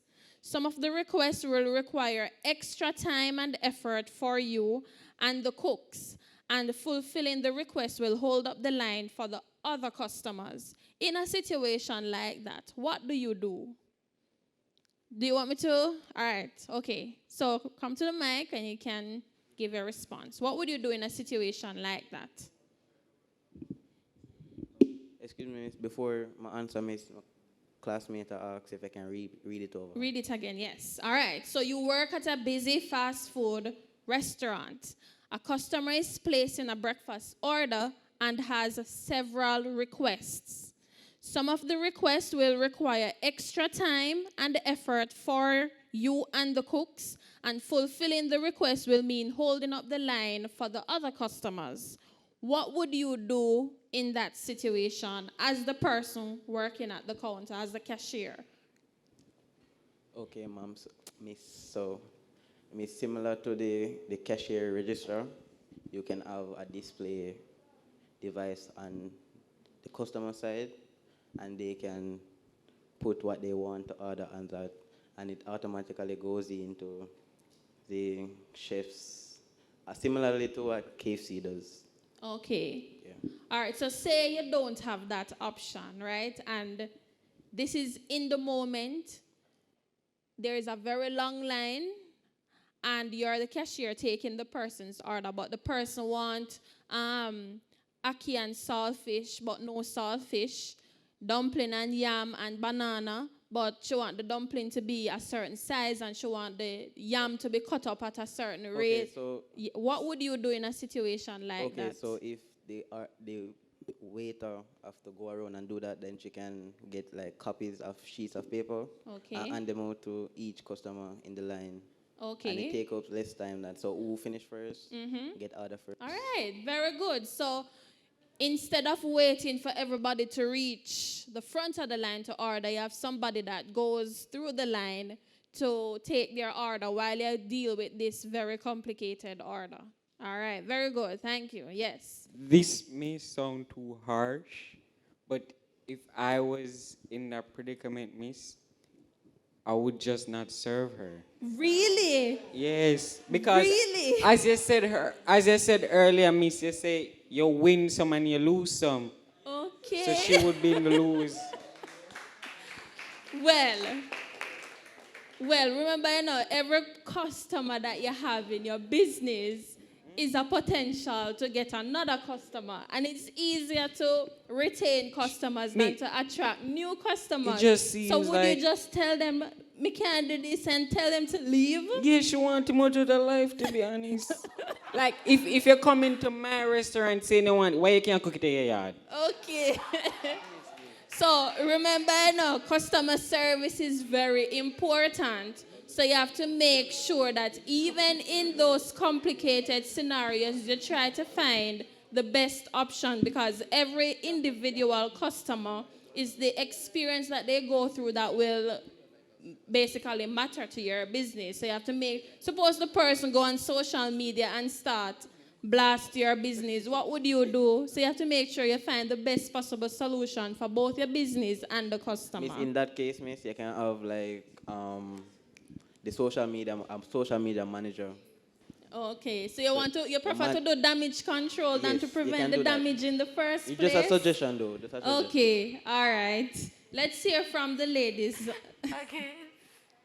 I think you can decently, intelligently tell the customer that what she wants is not ready. As Brown, as the gentleman over there said, she wants so much outside life for real. Anything when me don't have, she must can try to find a way for cook it her yard. Boy, on a rough though. On a rough.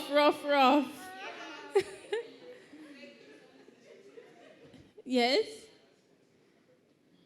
Press. Look if the bottom is. Look if it's on. Okay. Isn't the risk higher if you are the one that's supposed to be preventing the damage instead of fixing after it's happened?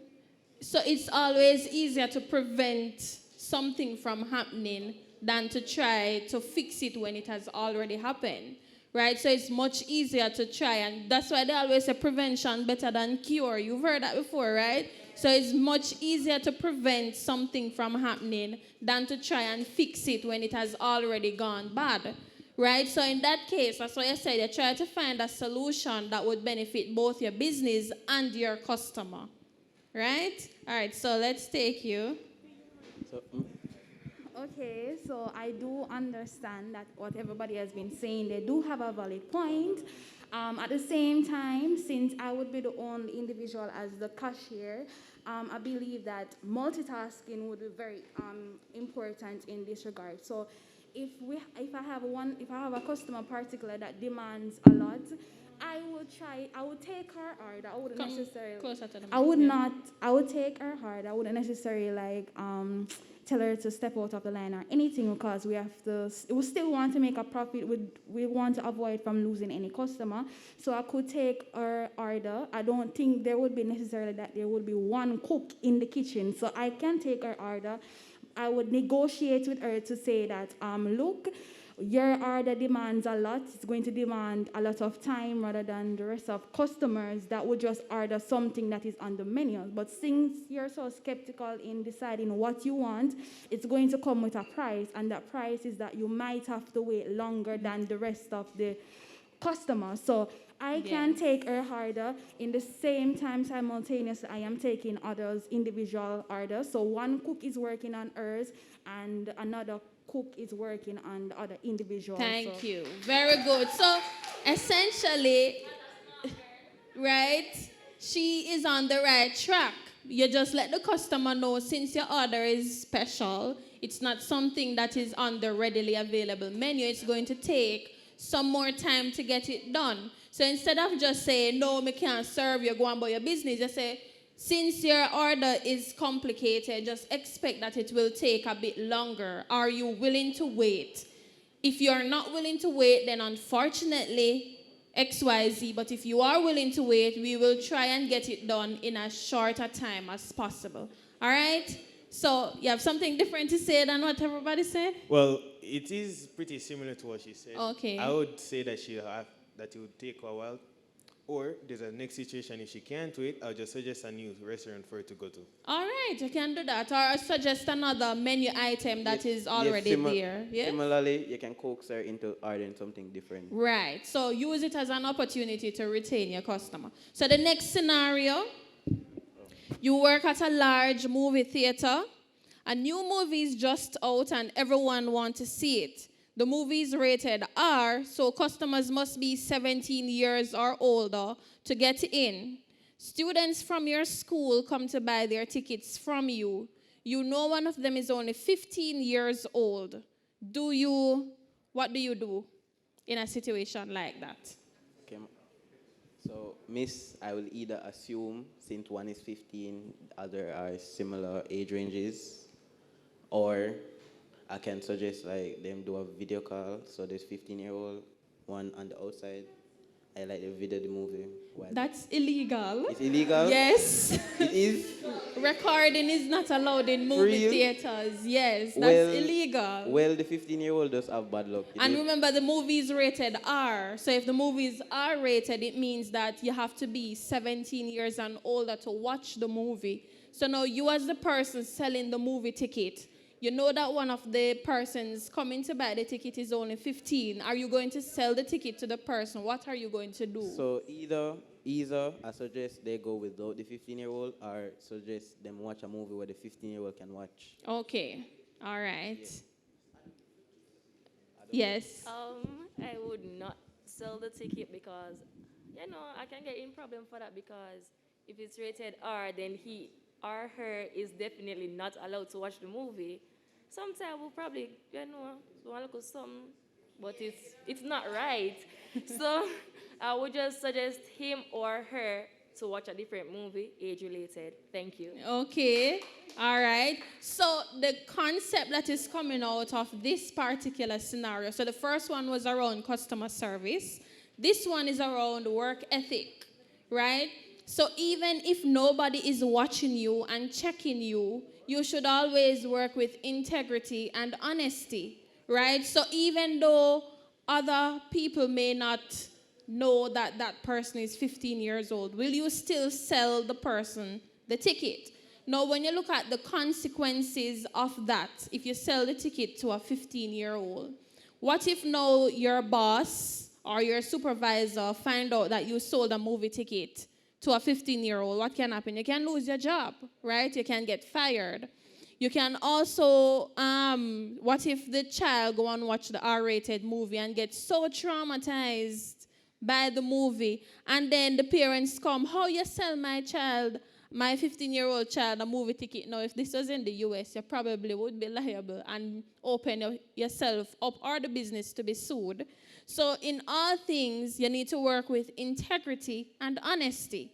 And the same thing now with you in school, that is something that you have to do as well. Even if the teacher is not watching you, you don't cheat on your exams, right? Right? Okay. So the next thing I want to look at that's connected to this is problem solving. And there is a diagram that shows the steps taken in problem solving. So the first thing is that you identify the problem. Then you come up with different alternatives or solutions to the problem, and you list the pros and cons or the negatives and positives of each of those solutions. Then you choose the best one and act on it. That's the decision-making process. So a part of critical thinking is that instead of whenever a problem arises, you don't just do the first thing that comes to your mind, but you take a little time to analyze so that you're making the best possible decision. And in the workplace, that is something that you will have to do. You will have to make decisions every day. Some things are going to come up that there may not be a prescribed solution to. So you have to ensure that you are thinking, using critical thinking to help you solve some of these problems. Not all the time you will get the chance to call your supervisor to say, what do I do? Next thing we're going to look at is communication and conflict management. In the workplace, you have to communicate, and you also have to manage conflicts. So first scenario with this one, if you want to skip the slide. So in communication, communication is the process of sharing thoughts, questions, ideas, and solution, right? And conflict, is a disagreement between two or more people over a particular subject area. And the conflict management is the process of handling a conflict fairly between people with opposing needs, ideas, or goals. When you're communicating in the workplace, you have to carefully choose your words, right? Both in writing and when you are speaking to your customers, your co-workers, your supervisors, and so on. You also have to stay professional in your nonverbal communication. And your nonverbal communication is your body language, your demeanor, how people, without saying anything, what are you showing to the person who you are communicating with. You also have to use active listening. And active listening is you're not just listening to the other person, but you're concentrating on what they're saying. You understand what they're saying so that you can provide the best response.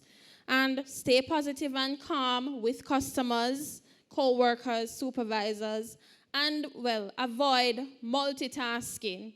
A lot of times we think that when we multitask, it's effective. But sometimes when you multitask, which is really doing more than one thing at once, you're splitting your focus and your attention across many different things. So you open up yourself to the risk of something not getting done effectively. You're opening up yourself of missing something important. So you have to ensure that this multitasking thing, you're very mindful of how that is done, or you don't do it any at all. You just create a schedule and schedule time as to when you're going to do each activity. Now we're going to look at conflict management. How would you solve a scenario like this? This is an employee and customer conflict. Chris works at a cell phone store at the mall. One of the responsibilities of the job is to keep the customers happy while looking after the company's interests. Casey comes into the store frustrated because the monthly bill reflects extra fees for exceeding the allotted minutes. The bill just arrived and it is much higher than expected.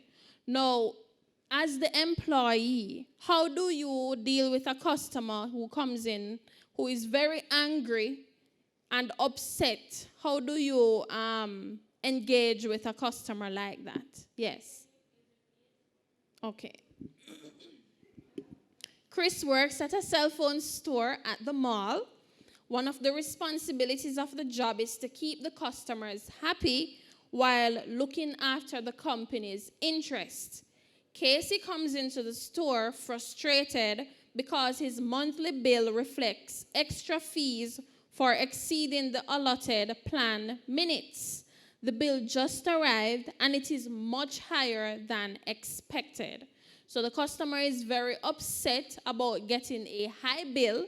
Now, in the details of the scenario, he exceeded the allotted minutes. So imagine if you have a $1,000 phone card on your phone and you put on data plan and the data plan is for $500. But you use off the data plan and you never turn off the data and it use off the rest of the credit you have. Imagine if that was a postpaid account and now you're going in to pay your bill and you realize that the bill that you got is more than $500 and it actually reached $1,000 and you're very upset about that.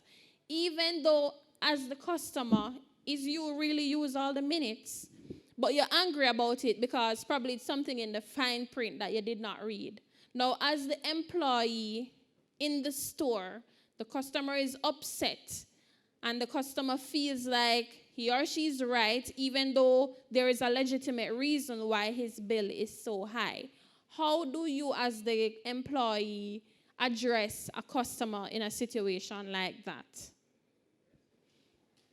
Okay, no problem. Thank you. I think that I think that you can just explain simply or break it down why the bill is so high. Since probably you just always see like the $1,000 right on that side of the bill, but you never read why you get extra charges on the bill and why the bill is so high. So I think that as the employee, you can just basically break down and let the customer know why the bill is so high. All right, thank you. Shouldn't have let you go first. Okay, so my follow-up question to that, since you have probably the same thing to say. What would be the wrong way to respond to a customer in that situation? Denying. What was that? Denial. What would you be denying as the employee?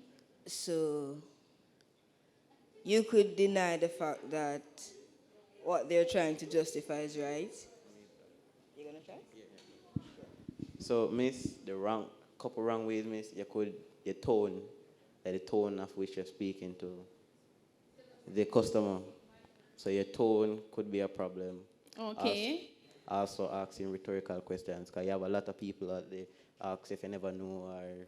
And get sarcastic. Yes, sarcasm and yes. Basically the tone and the way you speak to them. Yes, all right, yes. Next person. Okay, so a wrong way to deal with the customer is if you, as you said previously, it depends on your tone, because what you said and how you say it can convey a different message. So I can say something really bad and or really good, and the way how you say it now, it come off as being offensive. So another wrong way that you would say to a customer is if you just simply tell them that they are going to have to pay regardless or not, without giving them an explanation. Probably on their behalf, they weren't knowledgeable of what had transpired as to why their bill is high. So as a good customer with good customer mannerism, you can explain to them and says, such and such, this is the reason for the inconvenience, and know that you explain it to them, they won't be able to make the same mistake again. All right, thank you. So the flip side of that is we all work somewhere, or in the future you will work somewhere, but we're also customers, right? So we are customers in many different businesses. And a lot of times I realize when we are doing some of these presentations, we focus on how employees behave. But do you think you have a responsibility as a customer to behave a certain way when you are going in different business places and patronizing different businesses? Do you think you have a responsibility to behave a certain way? Yes. I think we do, because if I as a customer go into a business establishment, say Flow, and I go to the customer service representative with like behaving hostile, most persons in Jamaica, they're going to behave hostile back. So I think that when we're going to a business place to talk about a query, we should go with manners and respect, because we would want the customer service representative to reciprocate back the same energy. Very good. Exactly what I was looking for. So as a customer, you want to treat the employees in the place that you go to with respect and manners, right? It doesn't matter what the issue is, how you approach the situation influences how it is solved. So in the first place, even when you are justified in what you are upset or what you have been wronged in, you need to approach the situation with respect, all right? So moving along, we're going to look at soft skills. Now, we have technical skills, and technical skills is the specific skill that you have to do a particular job. So if you're like an electrician, you have that particular skill. If you're a doctor, you have that particular skill. So with soft skills, these are more personal attributes and behaviors that are not tied to any one specific job, because these are skills that you should have in many different aspects of your life, and whichever job you go into, these are skills that you would need to have and demonstrate. So what are some of those skills that you know of that you should have in school right now, but especially in the workplace? What are some of these skills or soft skills that you know of? Anybody? You can just, list them out or shout them out, or, go ahead. Sir, dear. Soft skills. Yes. You have to, as my classmates said, you have to have good writing skills. So that's more technical. So soft skills are more personal attributes or characteristics that you need to function in the workplace. So let me give you an example. The C's that I mentioned. So like collaboration, creativity, critical thinking, some of those are soft skills. But do you know of any other types of soft skills that you would need to have to function in the workplace? Yes.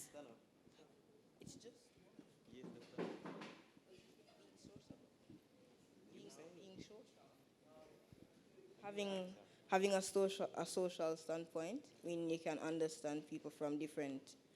Okay, so being able to be relatable and have an understanding of different cultures and so on? Yes. All right, that could go. So essentially, remember, soft skills are more personal attributes. So like being able to problem solve, that's a soft skill. Being able to effectively communicate with other people, that's a soft skill. Being able to manage your time effectively, that is a soft skill. So whenever you're in the workplace, these are some of the things that they're not going to teach you how to manage your time in school.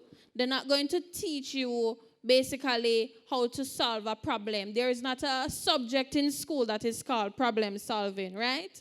So these are things that you develop over time. These are things that you have to actively develop over time. So these are some ways that you can demonstrate that you have soft skills. So if you're in an interview setting and you're getting interviewed for a job, whatever the question is that you're asked, you repeat the interview question to yourself and make sure you know what is being asked. So you have to make sure you understand what you're being asked. Then you pause to formulate your answer. When you're answering, you include a brief example in whatever your response is. So if you're asked, what is one of your strengths? You don't just say, one of my strengths is problem solving. You give an example of a situation where you actually utilize that problem solving skill. And then your responses should be also brief, but with details, applicable to the job, recent, true, believable, and it should be clear. All right? Next thing I'm going to look at real quickly is your ideal working environment. So whatever career that you're looking to go into, you have to think about what you like on a personal level to yourself, right? So do you like working indoors or outdoors? Do you prefer to sit around a desk, or are you okay with being interactive out in the field? That influences the type of job you go into. Do you prefer to own your own business, or are you okay with working for somebody else? Do you have, do you mind having a job that requires some kind of physical activity? A lot of movements, heavy lifting, or are you a person who is just, okay, sitting around a desk, you don't have to do a lot of walking up and down? What is your preference? Do you prefer to work in Jamaica, or do you want to work in another country? Do you want to have a job that allows you to be creativity, or do you want a job that's very prescriptive and you have to follow this exact script, or do you want a job that will allow you to be creative? So when you are thinking about what you want to become in the future, these are some of the questions that you should ask yourself, because it influences the types of job that you would go into. Now, the final thing that I want to look at is around your personal brand. Your personal brand includes how you present yourself, your personal expression of who you are and what matters to you. So the first, one of the more physical aspects of your personal brand is your resume, right? Everybody know what a resume is? All right. So you need to ensure, first thing, your professional profile. So like your email, something as simple as your email. Should it be sexyshar@gmail.com for a professional email? Should it be topbossbrandon@yahoo.com? No. So you want to have a professional email. Imagine you are sending your resume to a company, and when they look at the email, it is something like that. You want to make sure that what you're putting out there represents who you are. So even if in your personal life you're sexy Shar, in your professional one you should be professional Shar. All right? You also need to consider your online presence, right? How do you look online? If I should Google your name, what do I find out about you? And remember, when you Google somebody, it may show like your social media platforms, all of those things. You also want to look at volunteer work that you do. Do you do volunteer work? Those are things that will make your resume stand out, especially when you're just coming from university and you don't have any work experience. Your volunteer services that you have done can help to make you look good on your resume, and that's a part of your personal brand. Now let us look at how we dress, right? If you're going to an interview, what should a typical gentleman look like going to an interview? So guys, how do you dress going to an interview? You should look formal. Formal. All right. So what does formal mean? Does formal mean you're in a tight pants? No. Where you have to put plastic bag to pull up the pants? If you're going to a job interview and looking to get the work, I mean, you should just like have a button-up shirt. All right. A nice pants, not too tight nor not too big. Yes. And a nice looking shoes. Right. Look presentable so that when you're going to the work in the future, the boss is going to say, I'm not going to come on my work look like a crow. Exactly. Thank you. Very good. And one more thing that I've learned for the gentlemen, your belt and your shoes must match. Yeah, that's one thing I learned that's very important so if you're in a black belt, you should be in a black shoes. I don't know, sometimes it's not always easy to follow every single tip to the T, but as best as possible, you want to ensure that you look professional.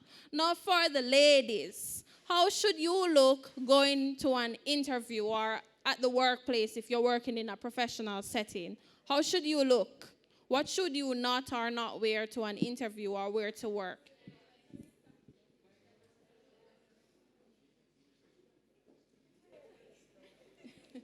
You should look dignified. As Holcha would say, we... Okay. Thank you.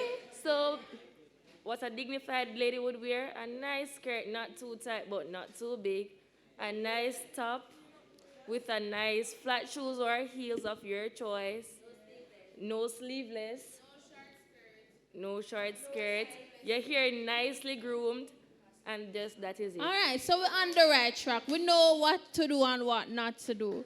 The final thing is your digital profile, which I was touching on earlier, your social media.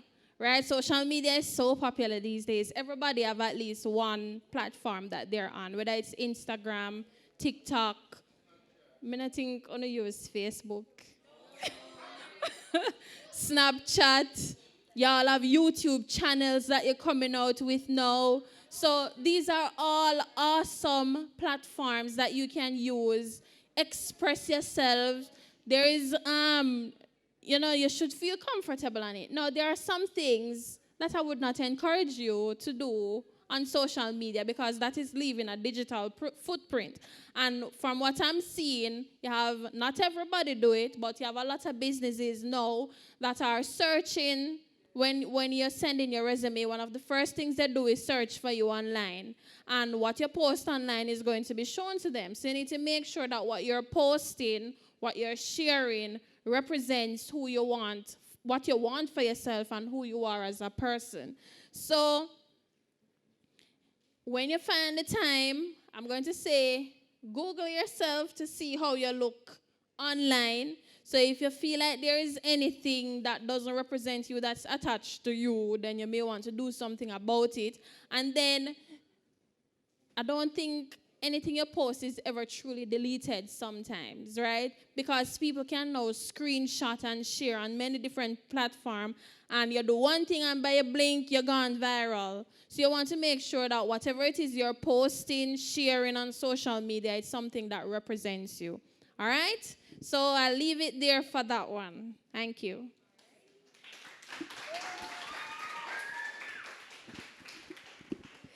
You guys seem to like that presentation. Can I get another round of applause, please?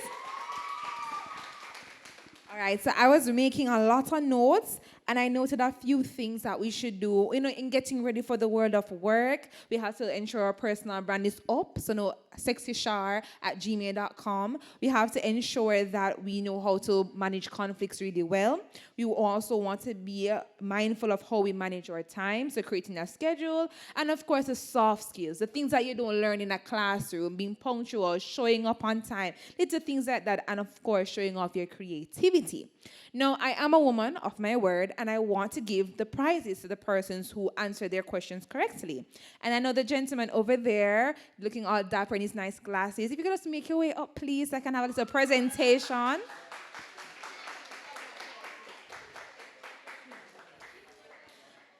All righty. Oh, yes, fix up, fix up. You can come up and I want you to tell us your name and perhaps something that has stood out to you while you've been here, and then I'll give you a little prize.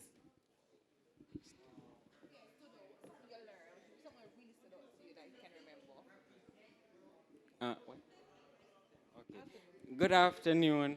My name is Roshan Richards, and the thing that stood out to me most today was what she said about Miss Smith. Sorry, I don't know her name.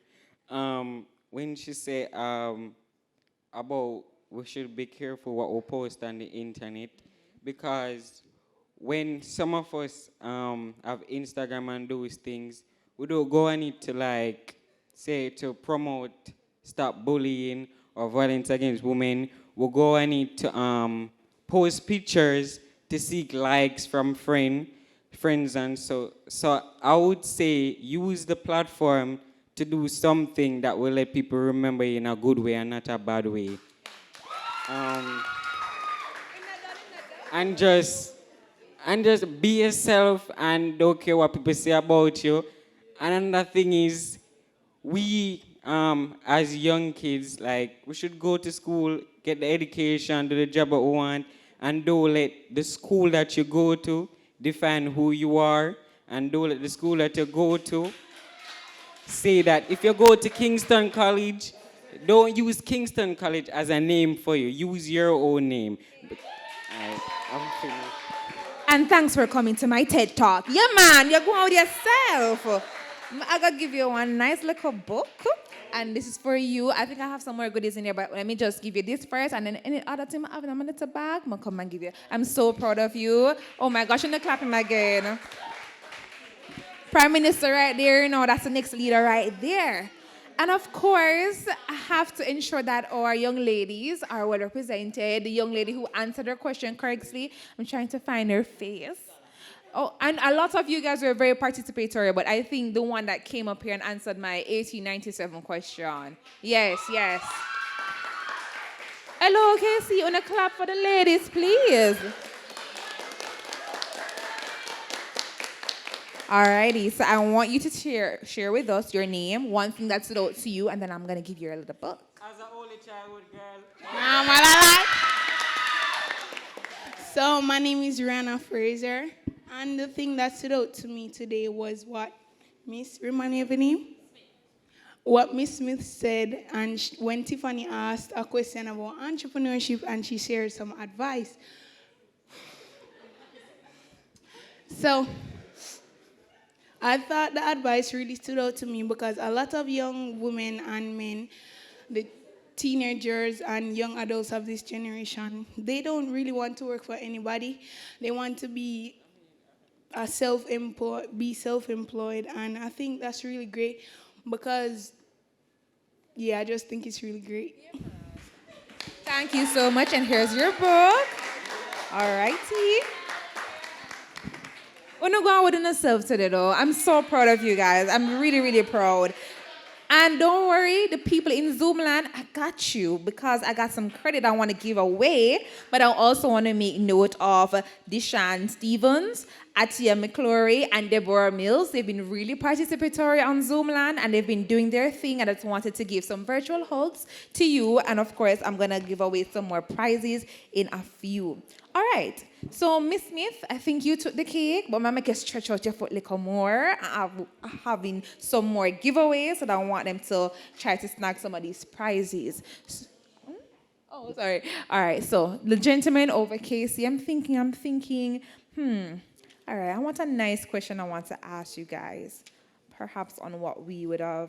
All right, could you perhaps tell me in your own words, what are soft skills? And then I want you to give me at least 3 examples of soft skills, because these are the things that are important in getting ready for the world of work, but I know Miss Smith pointed out something really important. Watch him, a star. Yes, let me clap him, please. Thank you. Soft skills are skills you develop or learn over time as you grow. Mm-hmm. It's not the easiest thing to learn a soft skill, but once you learn it, it is very useful in life. Mm-hmm. And my other part was to give me at least 3 examples of those soft skills. 3 examples of soft skills are critical thinking, collaboration. Oh, yes. And also there was Come, you're on the money, you're on the money. Communication. Oh, Jesus, on the clap him. No, man. The brave may fall, but never yield. No, come here for your prize. Yeah. Yeah, come for your prize, sir. Could you tell me the network that you have? Is it Flow or Digital? I want to give you a credit. Yeah, Flow? All righty. Let me look in my bag, my goodie bag. And while I'm looking for your credit, just tell us your name, please. And, of course, another thing that stood out to you while you were here.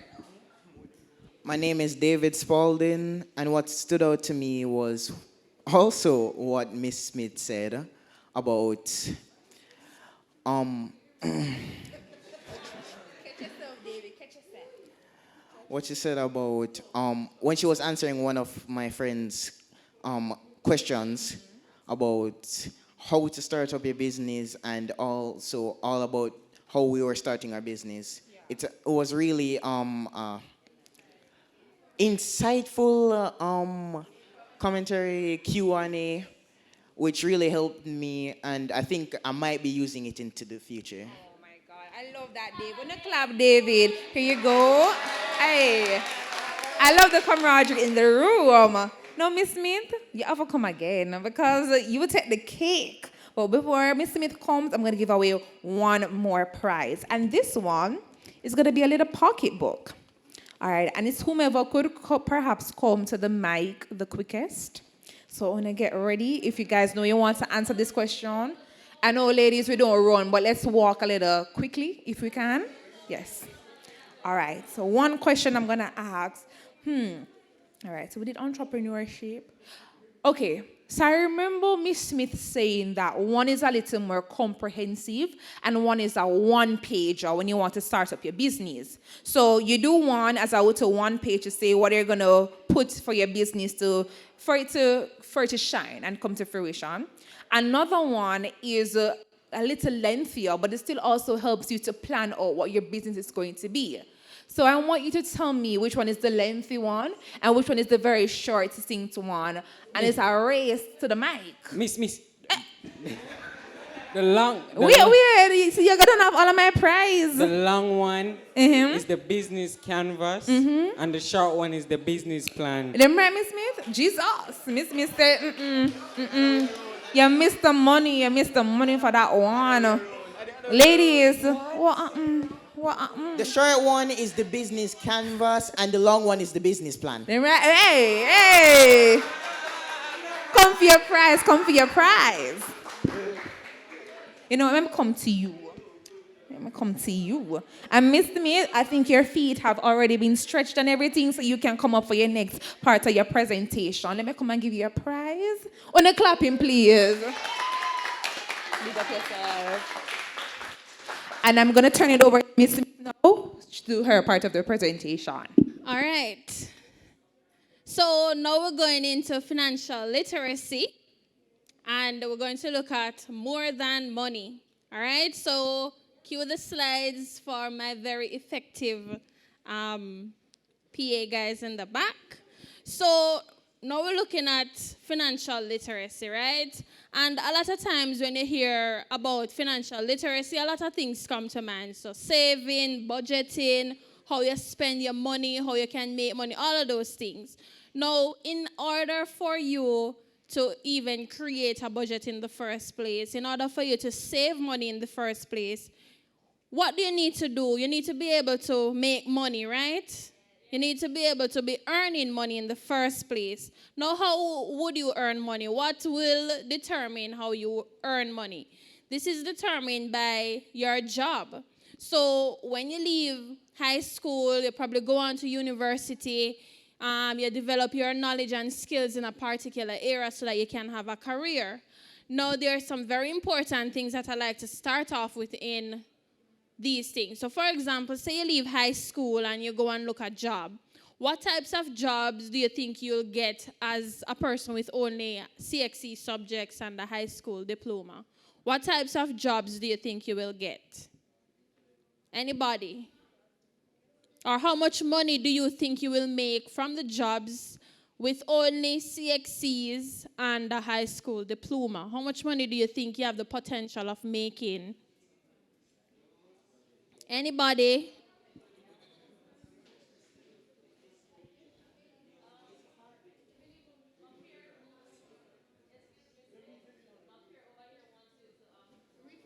Repeat the question.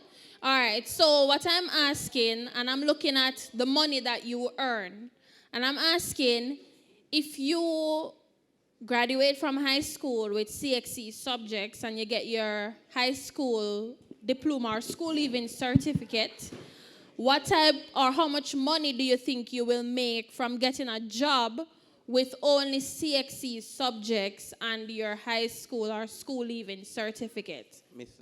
Miss like 100K tops. What type of job would pay you 100K with only CXCs? Let me see, like mostly small business that not mostly small business. Small business? Yes, like how may I explain it now? You can talk. Well, I'd say it's the type of business. Okay. Because if it's a business that, if you're planning to start a business, don't think about it. Because, as you said, you need funds to start a business. Now, if you're joining a business, most of the time, smarts can help you. Most of the times what? Most of the times, your grades and what you receive from doing well in school can help you. But they're Okay. just the small jobs that won't do it. I think the starting would be around 30 to 50. Okay. If it's a big job. All right. Yes? So most of them do call center works and they'll make like 60,000 tops a month or so. Okay. All right. You have something else? All right. So, essentially, probably on the right track, but when you leave high school with only CXE subjects, you can only get a particular level of job, and the salary that goes with those types of jobs is normally not a lot, right? So with only CXEs, you can probably get a call center job, yes, but just starting out in that particular call center, the amount of money that you make, well, I think in some cases, not call centers only, but other types of business, you make minimum wage with just your CXE subjects, because a lot of other jobs require you to have more certification, a degree, or some other kind of equivalent certification. Probably if you get certification from Heart and so on, it will increase your chances. But with just CXCs, the types of jobs you get will be very limiting in the amount of money that you have the potential to make at that time. So minimum wage. Now imagine, how much money do you pay for lunch at school on average? How much for, you can just shout it out. $1,000 for lunch? No, how much for a box lunch? 700 tops. How much? 700. 700, and you said, all right, so let's go with $600, right? $600 for a typical box lunch. And then let's look at, what do you eat for breakfast in the morning? Cereal? No, miss. No, miss. We Cornflakes? eat every What you food. eat? Every food. Like fried dumpling and curry chicken. Fried dumpling and curry chicken? Yeah, our okay. Yeah, our cooked dumpling. All right. Miss, me not eat nothing in the morning. Okay. And then what about dinner? What you eat for your dinner? You eat like chicken and dumpling and Yeah, banana and fish stuff and rice like and that. peas and all them Rice and peas and stuff like that, right? Now like a Chinese imagine right now you're not providing for yourselves, right? Your parents finding these things for you to eat. So look at it now. Say for example, a typical breakfast, $500. Typical lunch, $600, right? So that's how much now? $1,100 we're on. And then if it's going to be dinner, say dinner is $1,000. So that's $2,100 times how many days in the week? 7. So let us Days in a week. do only 5 days for the week, right? instead of the full 7, because we're going to account for sometimes you may not eat breakfast, sometimes you may not eat lunch, and so on. Now imagine multiplying that by the number of days in the week and then multiplying that for the entire month, how much money that is going to be, and how much is minimum wage. I think that it's like $9,000. So, Missy would be 16,000 for a month for 5 days. How much? 16,000 for a month. 16, you sure? Yeah.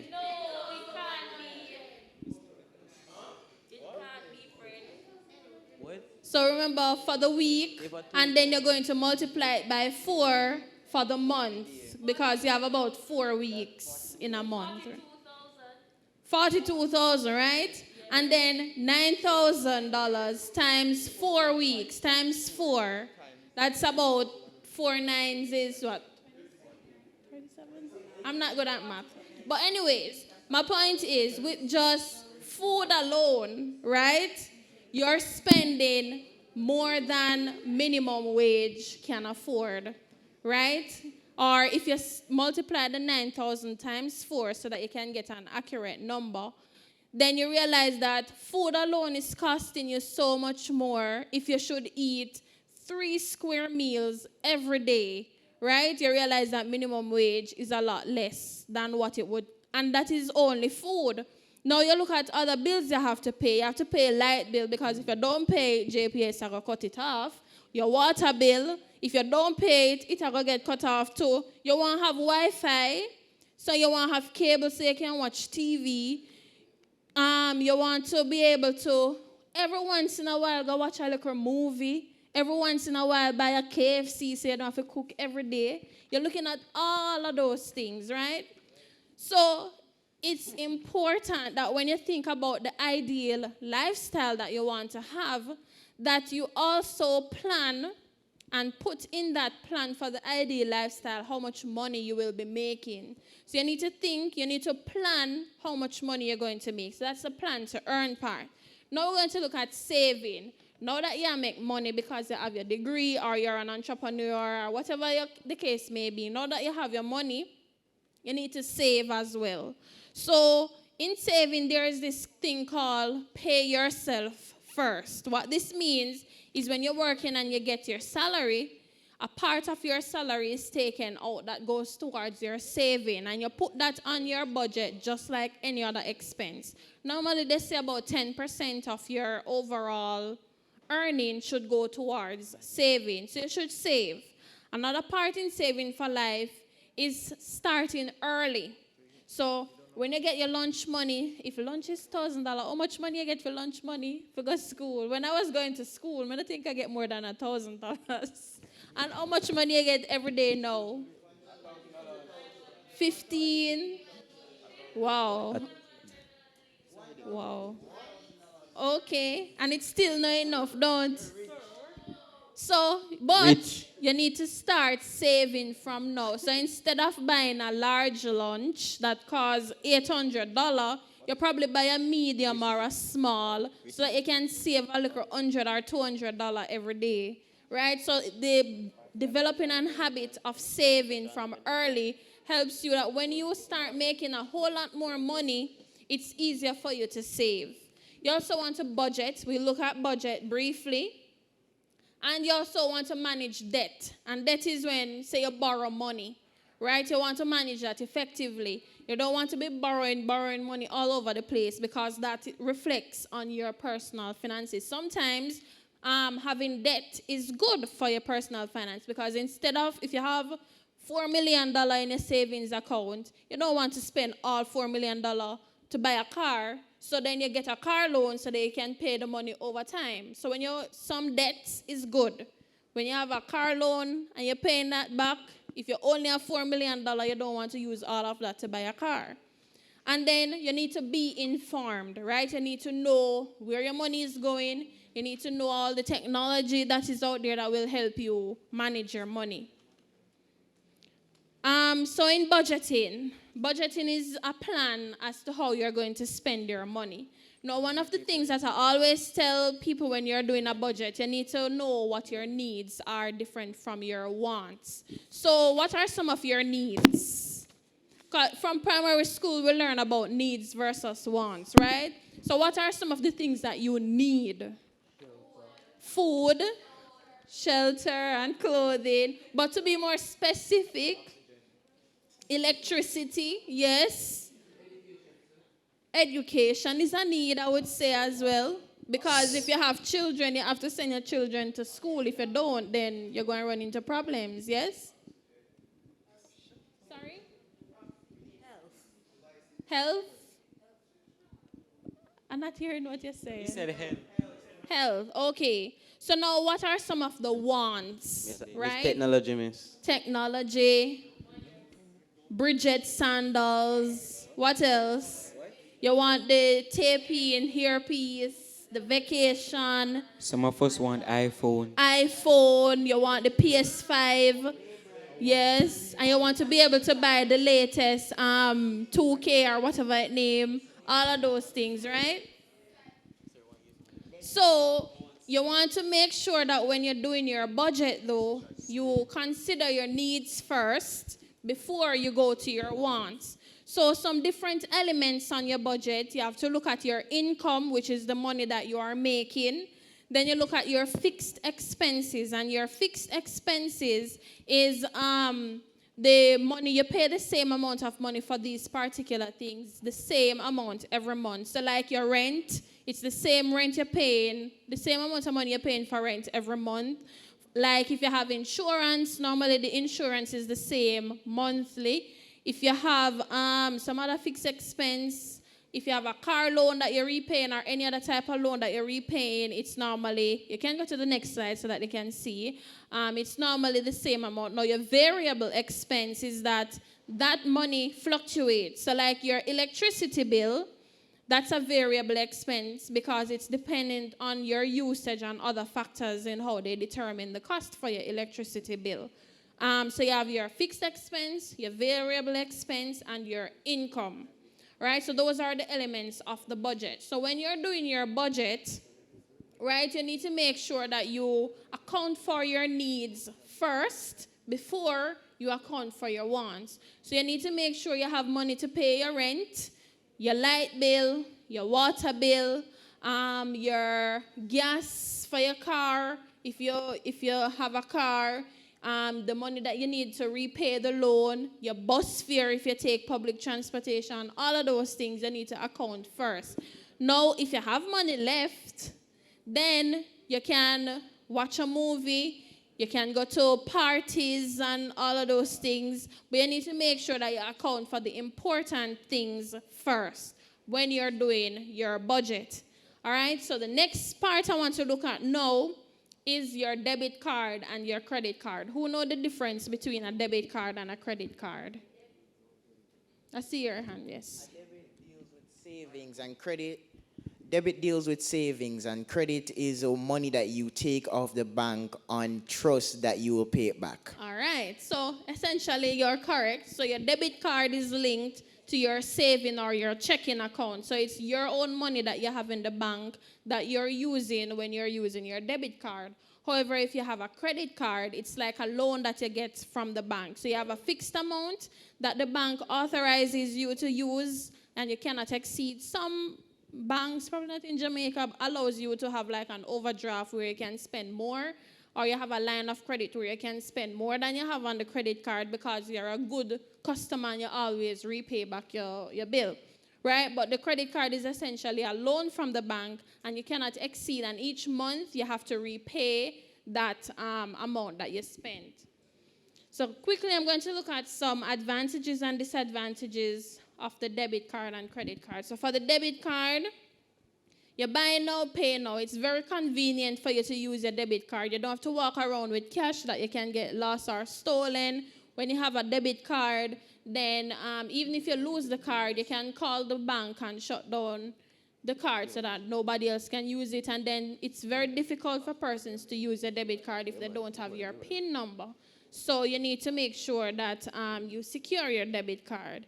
There is no interest charges on your debit card. However, there are different types of charges. So when you use it, you can get taxed.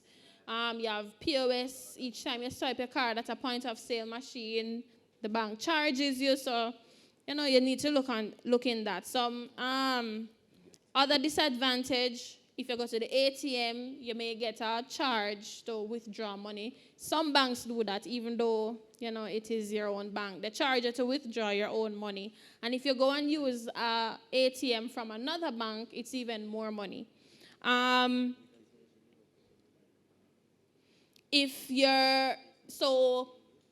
Another thing with the debit card is it's a potential risk, because if your card gets stolen or if you get scammed in some way, then your money will be affected. So you need to make sure that you're very careful with your card. If you lose it, you call the bank so that they can put a stop on your card or a hold on your card so that nobody gets access to it. With the credit card, say you don't have the money right away, it's a way for you to use the money that you have on your credit card, and you don't have to find the money now.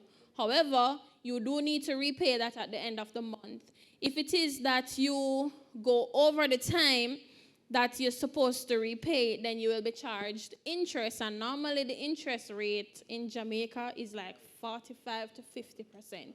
So imagine your credit card is for $50,000 and you use all of the $50,000, and then you didn't repay that $50,000 at the end of the month. The interest charge on that, and it's different for some. Some it's the interest rate on just the balance, or it's the interest rate on the overall limit of your credit card. So imagine it's $50,000. 50% of $50,000 is $25,000. So imagine you having to pay back the $50,000 plus you have to find $25,000. And then you have to look at compound interest, or how they do their interest charge. Is it daily, or is it just one interest charge at the end of the month? So you have to think about all of these things when you're getting a credit card. And it's easy to use when you're traveling, because normally credit cards are linked to more international companies, so like Visa, MasterCard, some of those types of company. When you get a credit card from your bank, it's linked to those companies, so you can use it in different countries. And then disadvantage as well is that there's an annual fee. So each year, some banks charge you an annual fee to have a credit card. So you have to look at those things as well when you start save and start utilizing these services. The final thing that I'm going to leave you with is to be a savvy consumer. So it means that you need to be very, very, very careful of how you are posting or sharing your information online. So when you get some very suspicious emails that are telling you that you have won XYZ, or you ever get some very weird chain WhatsApp messages telling you to click on this link and you put in your information so that you can claim a prize or whatever it is. You need to be very careful of that, because it's a way that people use to steal your identity, and next thing you know, you realize you're getting mail to say that you're in Dubai and you never leave Jamaica yet, right? You need to safeguard your passwords. Don't tell anybody your password. And when you have your debit card, don't tape your PIN number on the card, because if you lose the card, that means that anybody will find it, can look and see the PIN number on it and draw out all your money. With insurance, it's a way that you can safeguard your assets. So you can insure, you have to insure your car, insure your house, insure your life. Basically, you can have health insurance. So insurance is a way that you can use to safeguard your assets and so on. Be mindful of credit card fraud as well, because these are some things that people can use to trick you into getting your money. And then there is advertising. It's good when you see all these wonderful advertisements on TV, but just know that advertisements, the purpose of it is to get you to buy things. And one thing that I always say to people is, if you go into a store, or if you were walking on the street and you see a store that says sale 50% off, do you think you're saving money if you go in the store and buy something because you see that it is 50% off? Why is that? So you see, if you never plan to spend money in the first place, you're not saving any money if you see a 50% off sale. So you need to be very careful of advertising, because it's very influential. So you need to have a budget, stick to it so that you don't overspend and you're not living beyond your means. All right, so I am going to leave you there with that. Thank you so much for your attention from morning till now.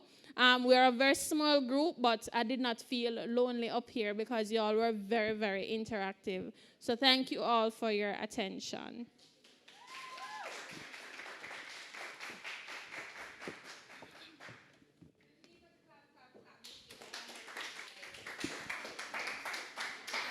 I truly enjoyed the presentation, and I think all of us did. Did we enjoy the presentations?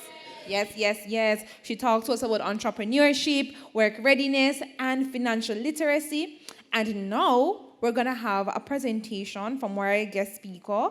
But before we go to her, I'm just going to do one more giveaway, and especially for the persons who are joining us online. And it's going to be credit giveaways. Now, for those persons who are joining us online, I want you to WhatsApp your response to us, and I'm going to go very slowly with the number. All right, so the number is 876-308-0611. That is 876-308-0611. And I just want you to tell me perhaps just two of the presentation, the topics, that Miss Smith would have gone through while she was giving us her presentation. So she did 3 things today. A mouthful, but we really enjoyed it. And all you have to do is just tell us 2 of those topics, 2 of the areas that she touched on. And WhatsApp your response to us. Please tell us your name, where you come from, like just Kingston, Jamaica, or your high school.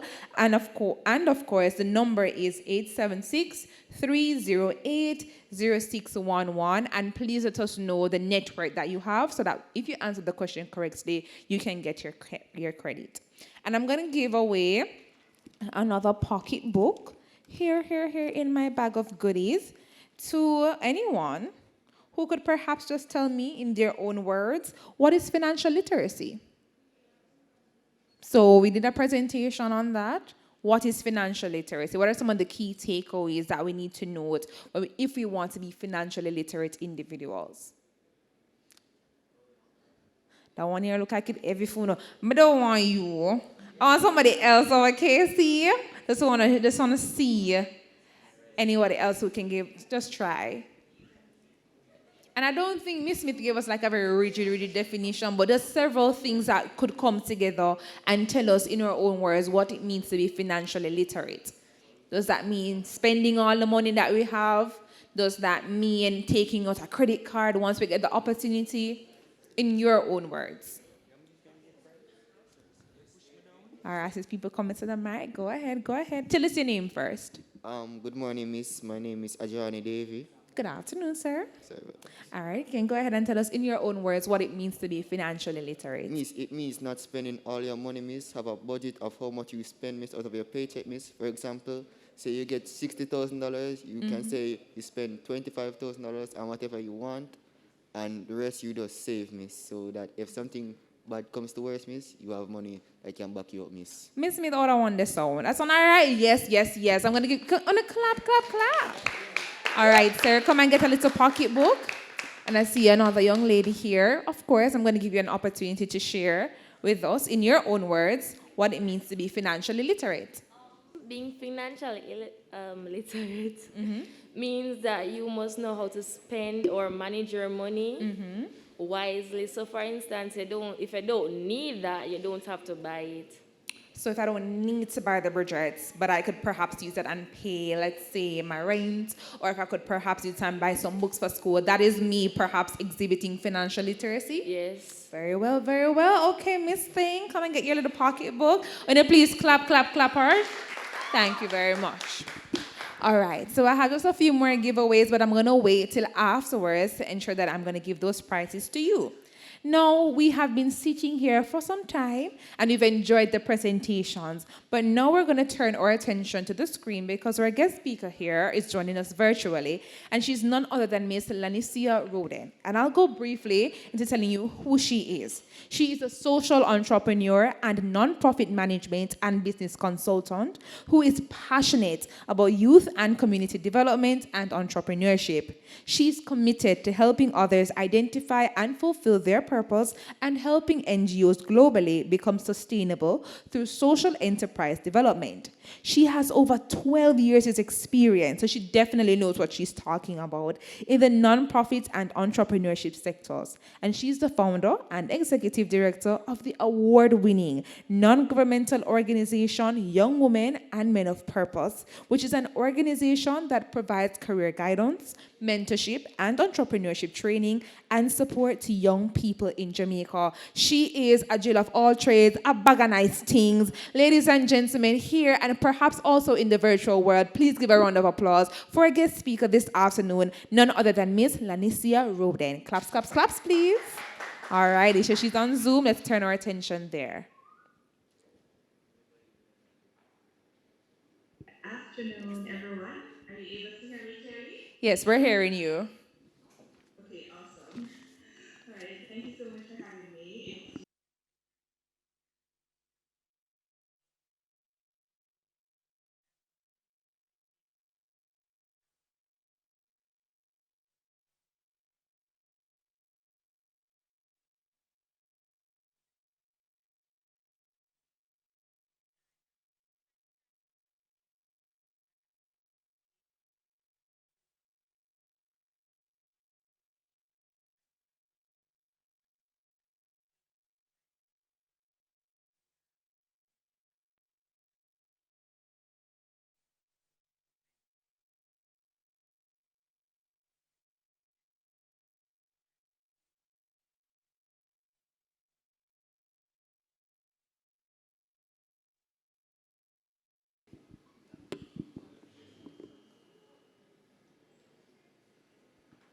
All right, are you able to see?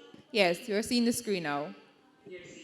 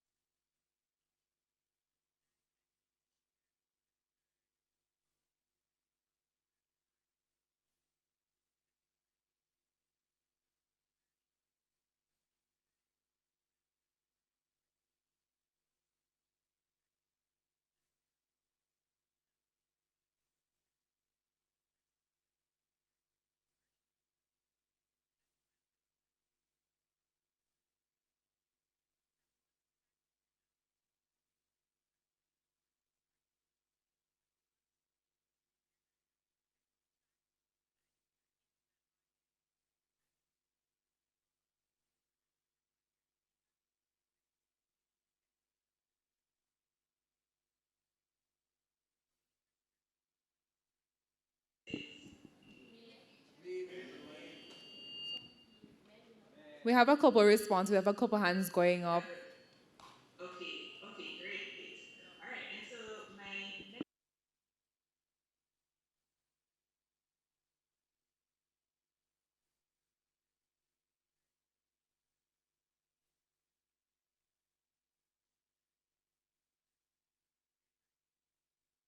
next start your business, your why. So I see someone in the chat say independence. So you want to have, independence.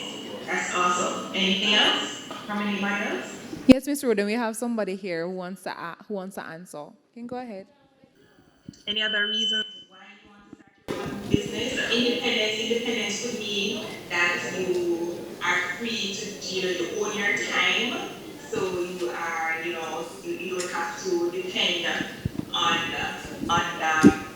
earlier the presentation was about being in the workplace. That's fine if that's what you choose. But if you want to manage your own time, to be free to do what you want to do in your own time, then that's a way to look at it. Financial independence is also something where you're not depending on somebody to pay you. You can actually pay yourself and there's no limit. Once you are willing to put in the work, at least, to what you can earn as an entrepreneur.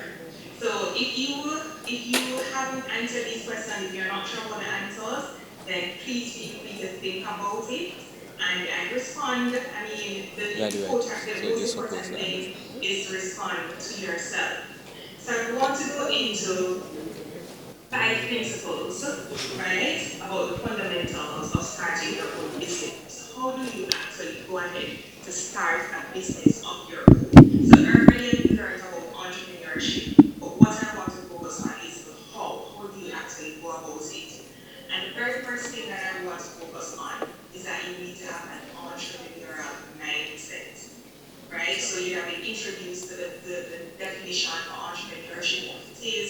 details, but what about the entrepreneurial mindset? And what does that mean? Entrepreneurial mindset means that you're thinking like an entrepreneur. How does an entrepreneur think? So these are just some examples of how an entrepreneur thinks. Firstly, you find that many entrepreneurs are dreamers, right? So you may sit, some of you sometimes you're in class and teacher is teaching, but you're daydreaming, you're thinking about your business, you're thinking about your life in the future, right? You are a dreamer. You can see things that you want to happen in your life in the future. Most entrepreneurs or most persons with an entrepreneurial mindset are dreamers. They're thinking about the big picture. They're picturing where they want to be, what they want to be doing. So that is key. The second thing is that someone with an entrepreneurial mindset, you make plans. So you don't only dream about what it is that you want to do, but after you dream, after you get that idea, after you see that vision, then where do you go from there? You want to make a plan. How are you going to achieve that dream? How are you going to fulfill, that vision that you have? You have to make a plan. And making a plan can be very simple. It's in a notebook, in the back of one of your notebook, just ensure that you remember which one and how to find it. You want to write out, things like when do you want to start this business? What does this business look like? If it is that you're going to be selling something, earlier I saw a video of a young man who, 876 rugs, and I'm sure that he's going to do it. That when, he wanted to start, and maybe based on the creative idea that he has, he might have even written down, all the messages that he wanted to be on his rugs. So these are the things that you want to put in your plan. The start date, right? You want to set things like how much money do you want to make? You can also put things like that in your plan, but make a plan. When you make a plan, it will keep you accountable and help you to achieve. And don't be afraid to share your plan with somebody who you trust, because they can also help to keep you accountable. The third thing is that someone with an entrepreneurial mindset is a doer. Who is a doer? Somebody who does things. So you do not only talk, you have the talkers, but guess what? The doers are the ones who take action, right? Action, there's a song that says action, right? Not about a hope. So you're not just talking to say, well, I want to do this, I want to do this, I want to do it, but you have to be able to take action and get it done. So if you have that plan, then you're going to follow the plan and get it done. And that is key. The fourth thing is that you want to be, you're persistent. No, everything will not go according to plan, even when you write it down. Okay, so you have to be persistent. You will get no's, so you may need to get money to start your business. You may ask your parents for money, you may ask a teacher for money, you may ask someone, or you may have to save your own money. You may try to sell your first product, right? And you may get no's. People may tell you no. People may not want to help you, to give you anything to start your business. But it doesn't mean that you're going to give up. You're going to continue. You're going to be persistent, right? Sometimes you literally have to get recording in progress. Several no's in order to get to a yes. Alright? And that is the story of recording stopped. That was the story for me as an Recording in entrepreneur. progress. Even now you find that there are many no's in different areas, but it doesn't mean that you're going to stop there. You're going to continue until you find people to say yes. The other thing is that you cannot be afraid of failure.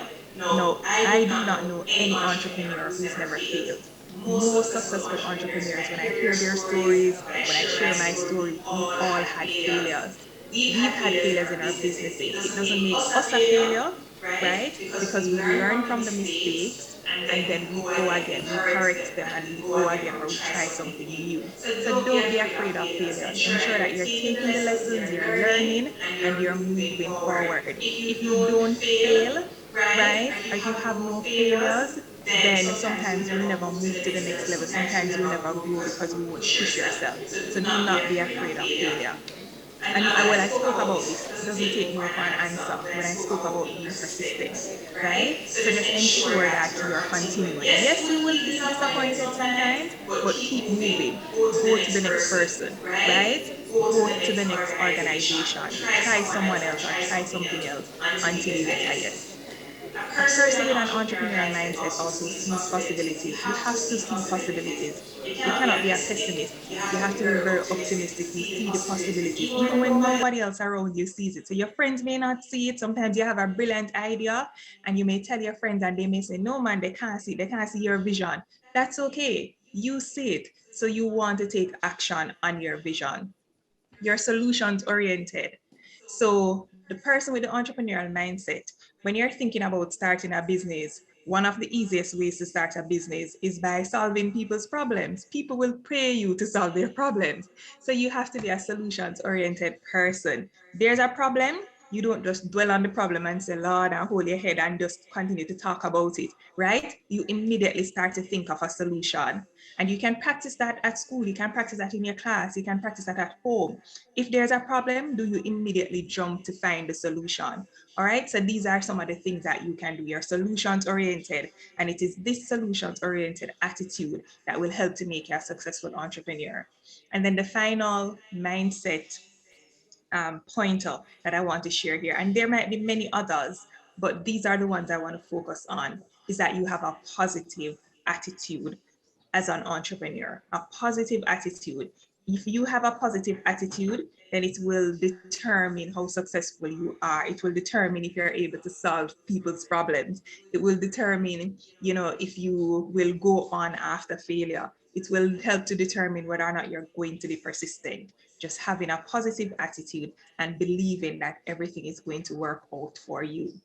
Now, there's a quick activity that I want you to do. I don't know if you can grab a piece of paper, a sheet of paper, and a pencil or a pen. And I want to ask you these questions and just have you answer yes, no, or sometimes. So if you are able to do this, then I'll just allow you to grab your sheet of paper and your pen and your pencil, and I'm going to go through these questions and just write yes, sometimes, or no. All right? So I hope that as many persons as possible will participate, whether you're online or you're at IOJ. I'd love for you to participate. If you don't have a sheet of paper, you can do it on your phone. Maybe if you have a notepad on your phone, you can also answer there. All right. So the first question is, do you have a strong desire? So the title of this activity is, how entrepreneurial are you? So we want to see if you are somebody who's really ready to start your own business. So the first question is, do you have a strong desire to succeed? Yes, sometimes, or no? All right, so remember, you're just writing yes, sometimes, or no. And you don't have to write out the entire thing. You could write Y, S, R, N, right, to make it easier. The second question is, do you think positively? Yes, sometimes, or no. And be honest with yourselves. There's no wrong or right answer. All right, do you think positively? Next, do you believe in taking chances? Do you believe in taking chances? Number 4, do you get along with people? Yes, sometimes, no. 5, do others turn to you for help in making decisions? 6, do you plan ahead of time? 7, do you possess leadership skills? 8, do you enjoy competition? So remember, you're answering yes, sometimes, or no. 9, do you like to make your own decision? 10, do you experiment with new ways to do things? 11, do you examine your mistakes and learn from them? 12, are you prepared if needed to lower your standard of living until your business is firmly established? So if you started a business, if you had to take away your ice cream money every weekend, are you prepared to do that, right? If you had to maybe live somewhere else where the rent is cheaper, for example, would you also be prepared to do that to ensure that you focus on your business and you're able to grow your business? So that's yes, sometimes, or no. Would your family, so 13, would your family members be supportive and encouraging during demanding times in your business? So if you need help from your family members, are they supportive? Would they be supportive? 14, do you think you possess the basic skills required to operate a successful business? Do you have the basic skills to operate a successful business? 15, would you be willing to work long hours should the business require you to do so? Would you be willing to work long hours should the business require you to do so? So if you had to work 10 hours, 16 hours per day, would you do that? When you have a 9 to 5 or you have a job, most times you're required to work 8 hours per day. But what if you needed to do 12 hours in your business or 16 hours? Would you be willing to do that? Yes, sometimes, or no. 16, do you have the willingness and dedication to make sacrifices to reach your goals? So if you had to put aside playing football, if you had to put aside dancing or playing netball, meeting with your friends, going to the movies, would you be willing to do that to focus on your business? And the final question, are you willing to invest your savings in your business? So the money that you save from your lunch money, are you willing to invest that into starting your business? All right, so I hope that you were able to answer all 17 questions. What I'm going to ask you to do, for each yes, you're going to put 3 points. So for every question that you have yes to, you're going to put 3 points. For every question that you answered sometimes to, you're going to put 2 points. All right, and for all the questions that you answered no to, you're going to put 0. All right, everybody's clear on that? So yes, every yes is 3 points, every sometimes 2 points, every no, 0 points. All right, and once you have done that, I'm going to ask you to add your score. So once you've done that, I'm going to ask you to go ahead and just tally, add up your scores, all right?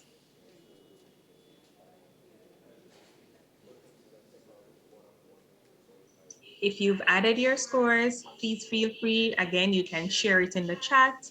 For those at the Institute, I mean, you can feel free to share.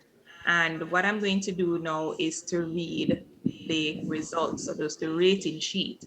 So is there anyone who scored over 50? You had a score of 50 and over. You can raise your hand in the chat. You can let me know if anyone is raising their hands at the Institute. Well, if you had a score of 50 and over, it's excellent. It's almost a perfect score. It says that you are a born entrepreneur. If you are not presently running your own small business, you should definitely start one. The sooner the better. You're on your way to fame and riches. That's what the rating says. Anyone scored between 40 and 49? Anyone had between 40 and 49?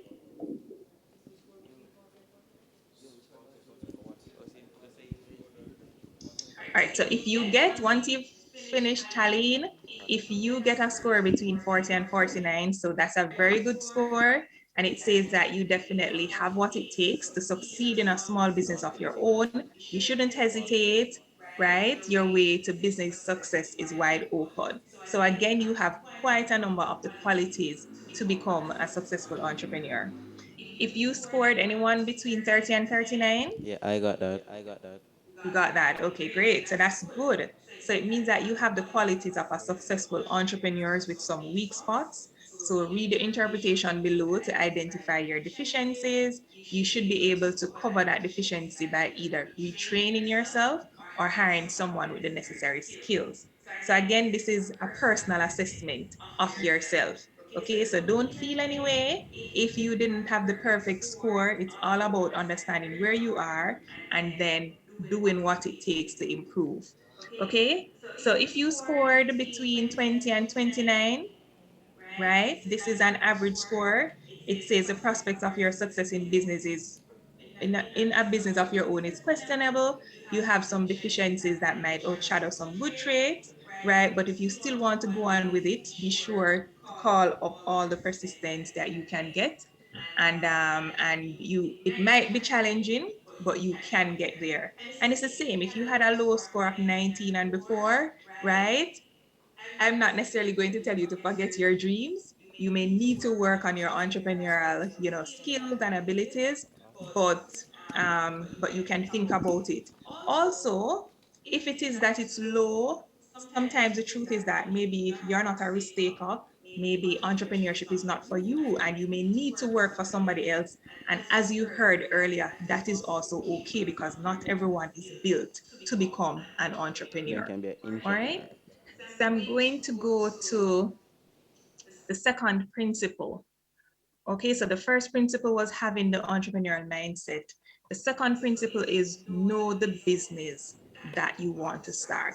You cannot want to be an entrepreneur and have no idea of the business that you want to start. Initially or in the beginning, you may not know, and you may have to go out there and do your own research, right, to identify business ideas. And these are some, here are four examples of how you can actually identify business ideas if you currently do not have one.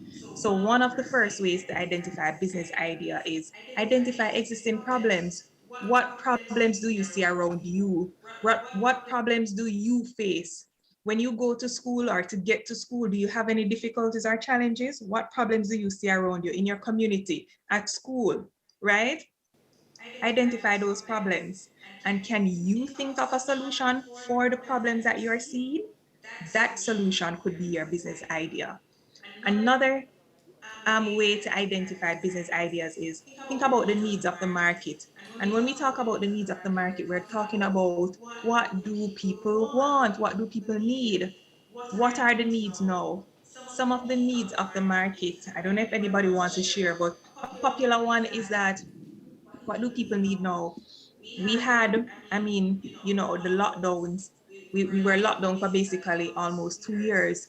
And what happened?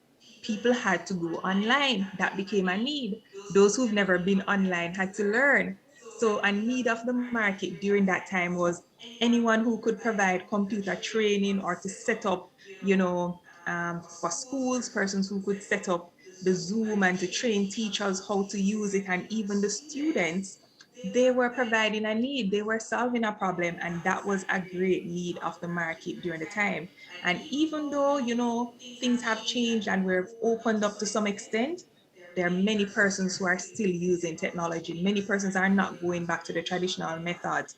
They're still using technology. So if you have an idea in the technology sector, then that could be a need of the market, and that could give you or help you to find or to specify or be very specific on the business idea that you want to develop.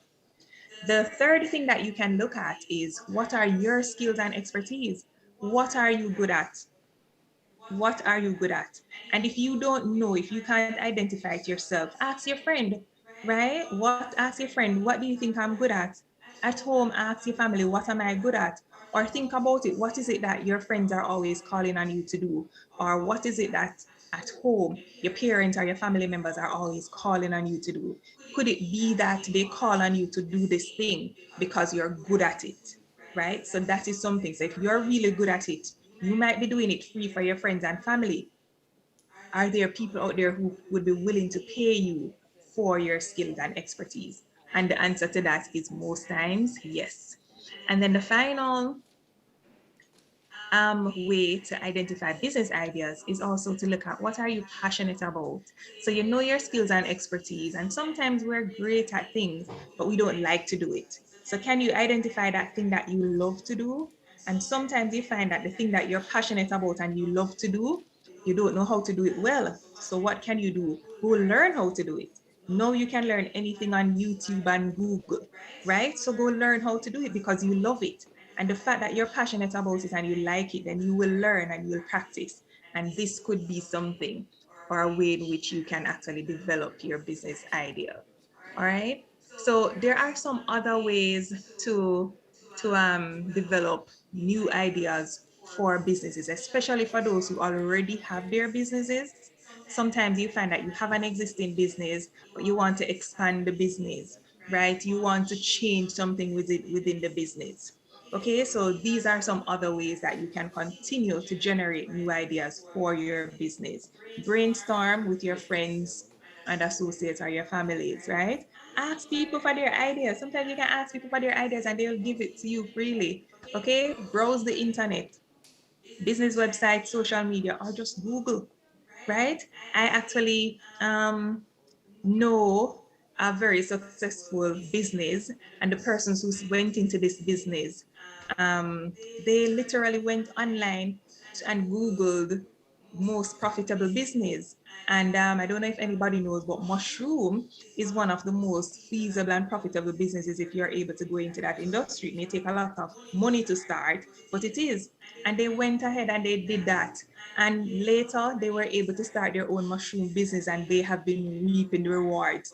But how they came up with that idea was simply by going on the internet and doing their research. All right. Attend business expositions and events. You are doing that today by attending the Hush Symposium. You are doing that. So continue to do this because it will help you to generate business ideas. Use one idea to spark a better one. I think earlier, junior achievement in one of the presentations, this was being done in terms of the sampling. Use one idea, use something and spark a better one and do or change something, right, to make the product or the service better. So you can also do that. And another thing is that you can read relevant magazines, right? Local magazines or international magazines because they will help you.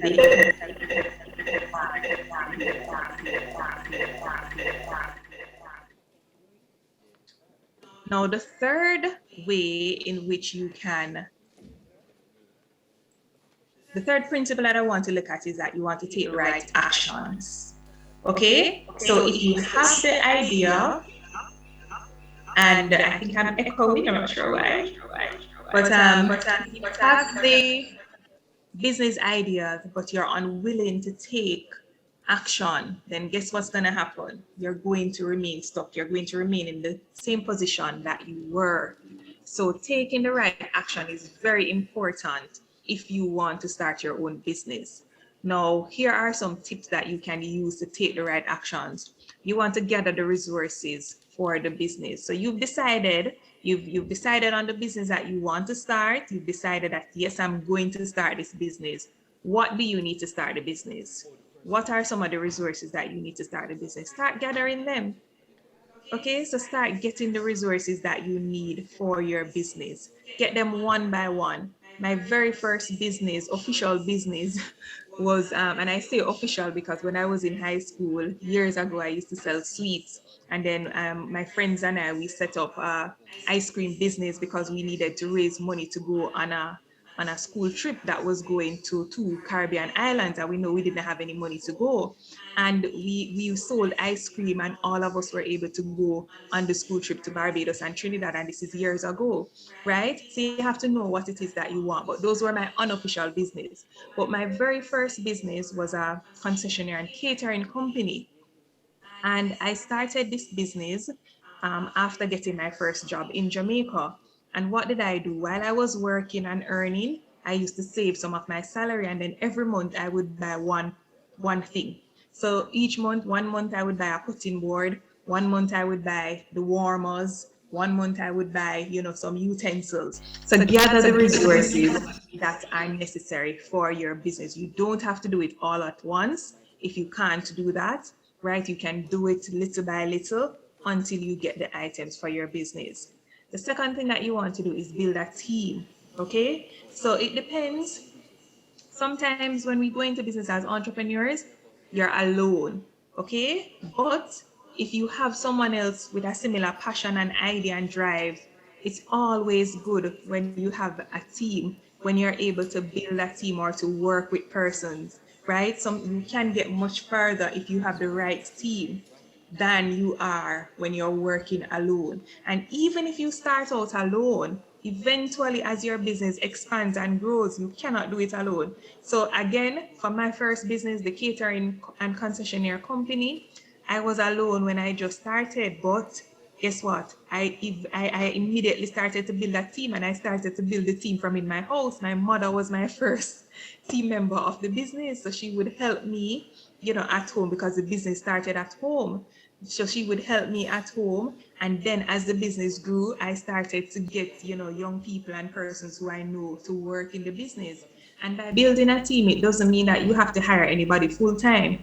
I used to just hire the persons whenever we had functions. So you have casual staff and workers that you can hire, part-time persons to help you in your business. So you want to build a team. For different businesses, if you're going into a business, a technology business, for example, and you are not a techie, then guess what? You might want to partner with someone who is a technology person. So you have the business skills and other skills, you have the idea, but the person might be the person who will develop the software. Partner with them and build your team as your business grows. The third thing that you want to do in terms of taking the right actions, you want to register your business. Now, this is important. I know for some persons, they're afraid of registration because you think about taxes and how the government is going to know that I exist and, I have to pay taxes. Don't be afraid of registering your business. In fact, in Jamaica, it's illegal to operate a business and not register it. But don't be afraid of taxes because you're paying taxes on what you earn. So you're not going to pay taxes on what you have not earned. So you don't have to be afraid. And then when you register your business, you get access to customers like government agencies. You get your TRN for your business. You get your NIS for your business. If you need a TCC, which is a tax compliance certificate, you will get those things for your business. There are some companies in Jamaica and even some individuals, they will not purchase your services if you don't have a TRN.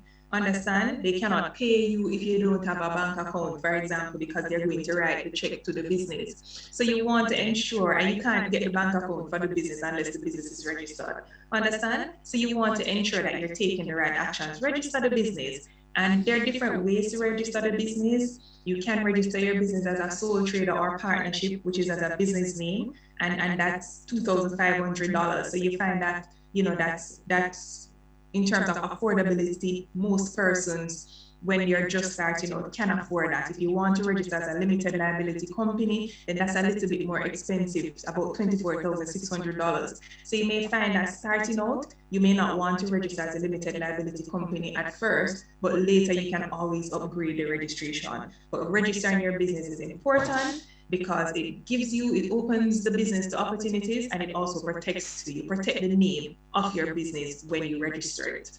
The fourth point under taking action is prepare your products and services. So whatever business you're going into, prepare the products and services. If you say you're doing this, so you're going into, so you're opening a bakery, right? You want to bake some cakes, bake some samples, prepare them, take some photos of them, understand? And share, give samples to the people around you, take samples to school, right? So that people can taste and know that, yes, man, Timoy or Jodian is a great baker. And so by the time you're ready to launch your business, right, they would have had the confidence and know that your products and services are already great.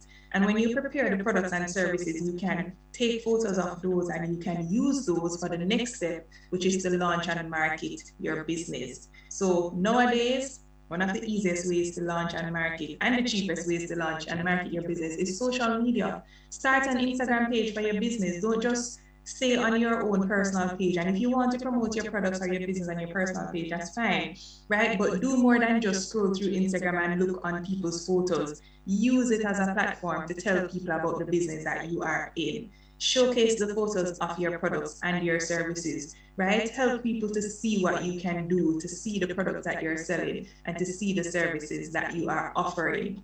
And these are some of the right actions that you can take for your business. And then the final action that you want to take, or final right action, is that once you have done all of these things, you've launched the business, you've put it out there, you want to ensure that you're monitoring and tracking the business performance, right? And this is where your finances comes in. You want to monitor Call challenges. It's going to give her a few minutes. The fourth principle is continuous learning. So you want to ensure that you're improving your skills always when you start a business. Do not get complacent. Do not take it for granted that, oh, my business is doing well and I can just ease, right? Take it easy. No, you want to ensure that you're continuously learning, improving your skills, right? If you are a baker, what are the new trends, right? What type of icing and or frosting are people using? What are people gravitating towards more? People tend to be buying a lot of character cakes. So do you want to go into this? Understand? So you want to ensure that you're improving your skills, and you don't have to have any large amount of money to improve your skills. You can simply go on YouTube and improve your skills. Look what other people are doing, right? So YouTube, watch videos and learn. There are a lot of free courses too that you can take to improve your skills. You can attend workshops, right, to improve your business skills. Today is a great example. You came to a workshop or you're at a workshop where you're learning so much about business, about entrepreneurship, about budgeting, right? So you are actually improving your business skills, and some of you even your technical skills. You have the online courses. Again, a lot of them are free. And if some of them, if you have to pay for it, sometimes it's not that much expensive. Business programs. So some of you, you have business programs. I know that for some schools, you will have the JACE programs or clubs in your schools. Some other schools may have different entrepreneurship clubs or activities. So you want to participate in those business programs. And again, YouTube or Google, any search engine, whatever you need to learn, it is online. And then the final principle is that, you know, you've done all of these things. You've started the business, you're learning continuously. You don't want to just keep your business at one level, right? You want to scale your business. One of the goals that I would say for entrepreneurs is that when you start a business, you don't merely want to just be a business owner who you're running the business from the day it started until the day, you know, you die. You want to create a business that you can take a vacation and the business is still running. The ideal thing is to even create a business where you're sleeping and the business is making money, right? So you want to scale your business. How do you scale your business? You want to implement structure and systems. You want to do this from the beginning. You have the opportunity to learn about this even before you go into business. Or if you've already started your business, you're learning it now and it's something that you can do. If you start a business, say for example, you started a business where you were teaching English. Say you were teaching English online as a business, because we're in the technology age and there are people who want to learn English in Jamaica or even outside of Jamaica. Can you pre-record the English courses and programs that you have and set them up so that while you're sleeping, people can go and book an English lesson for their children? You could be sleeping and money is coming into your bank account, right? So you want to implement structures and systems to grow your business. You want to train your team. So if you have team members, you're growing the business, train them to do what you do. Understand? If you don't train your team members and if you don't delegate, then it means that you will always have to do it. And if you're always doing it, it means that you cannot leave your business. You cannot be sick. You cannot be on leave. You cannot go on vacation. Understand? You will always have to work in the business. So you want to train the team, right? Train them well and give them the opportunity to do the work. And that way you are able to scale the business. You can go to another parish, you can go to another country and set up the same business because your team members in your first business would have been able to run the business.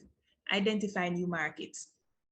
Again, so where do you want to identify or ask yourself the question, do people have this same problem that I'm solving here in Jamaica, in Barbados, for example? Do they have the same problem here? Do they have the same problem in Cayman? Right? The problem that you're solving in Kingston, in your community, does it exist in Manchester? Right? Can you go and set up the same business somewhere else, in another community, in another parish? Identify new markets and launch out. And the final point on the scaling the business is implement. Again, if you have all of these ideas, if you do the research but you don't implement, then your business would not scale or will not scale. and you will remain exactly where you started. All right. So I just want to end with introducing you to some personal entrepreneurial characteristics called PICs. And these are 9 characteristics that most entrepreneurs have. If you notice that some of them might be similar to having that entrepreneurial mindset that we started out with. One of the key entrepreneurial characteristics that you want to have as an entrepreneur, again, you are a problem solver. So even in your own business or even before the business, you as a problem solver, you're able to explore innovative ways to respond to opportunities. You're a decision maker. You have the ability to make sensible choices, even in a stressful environment. So even when things are not going according to plan, everybody around you might be frustrated. You have a problem at school, everybody's frustrated. But guess what? You are able to just sit down and focus and make a decision that will help everyone. You're goal oriented. So you can envision a desired outcome. You can see ahead, you know what you want, you can plan it, and you can take the steps to implement it in order to achieve it, right? So you're very focused, very goal oriented. You have great interpersonal skills.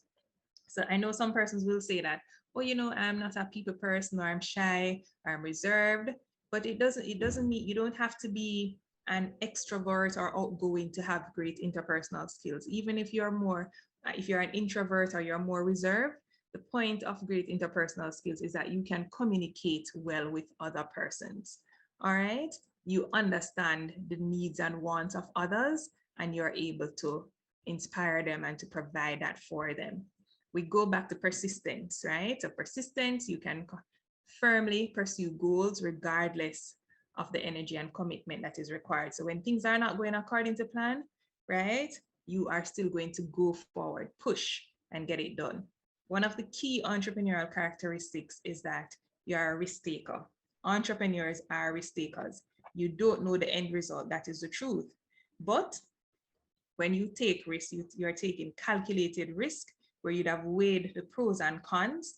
And once the pros outweigh the cons, or they're at least balanced, then you decide that, okay, I'm going to go ahead and do this business, hoping to make a profit. All right.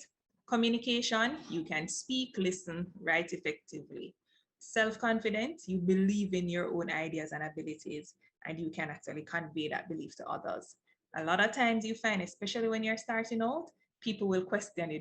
They won't believe in you because it's not their vision, it's not their dream, they can't see it. So you have to ensure that you believe in yourself first and foremost, and push yourself and go forward. Many times, once you get through that, then even the people who were doubting you and telling you that it couldn't work, when they see it, you find that they start to rally around you, they start to come around you.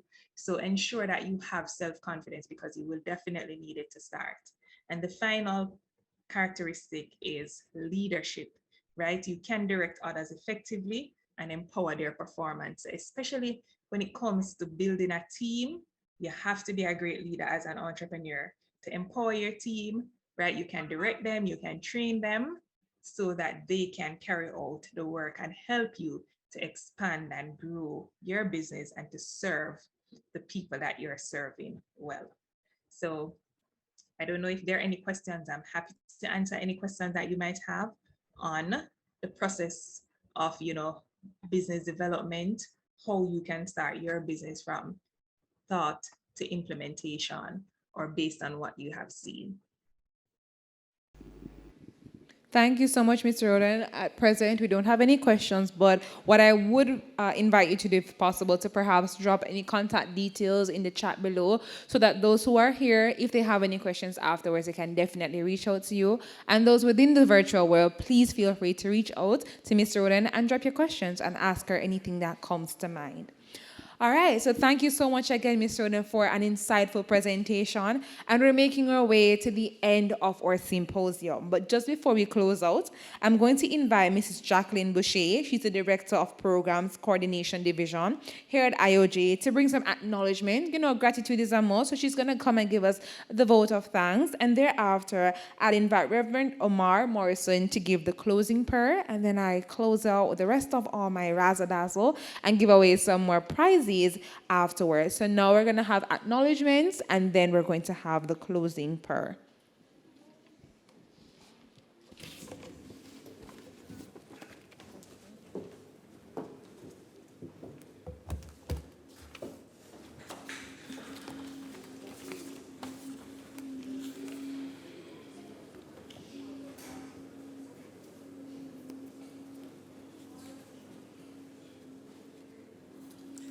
Good afternoon, all, both at IOJ and online.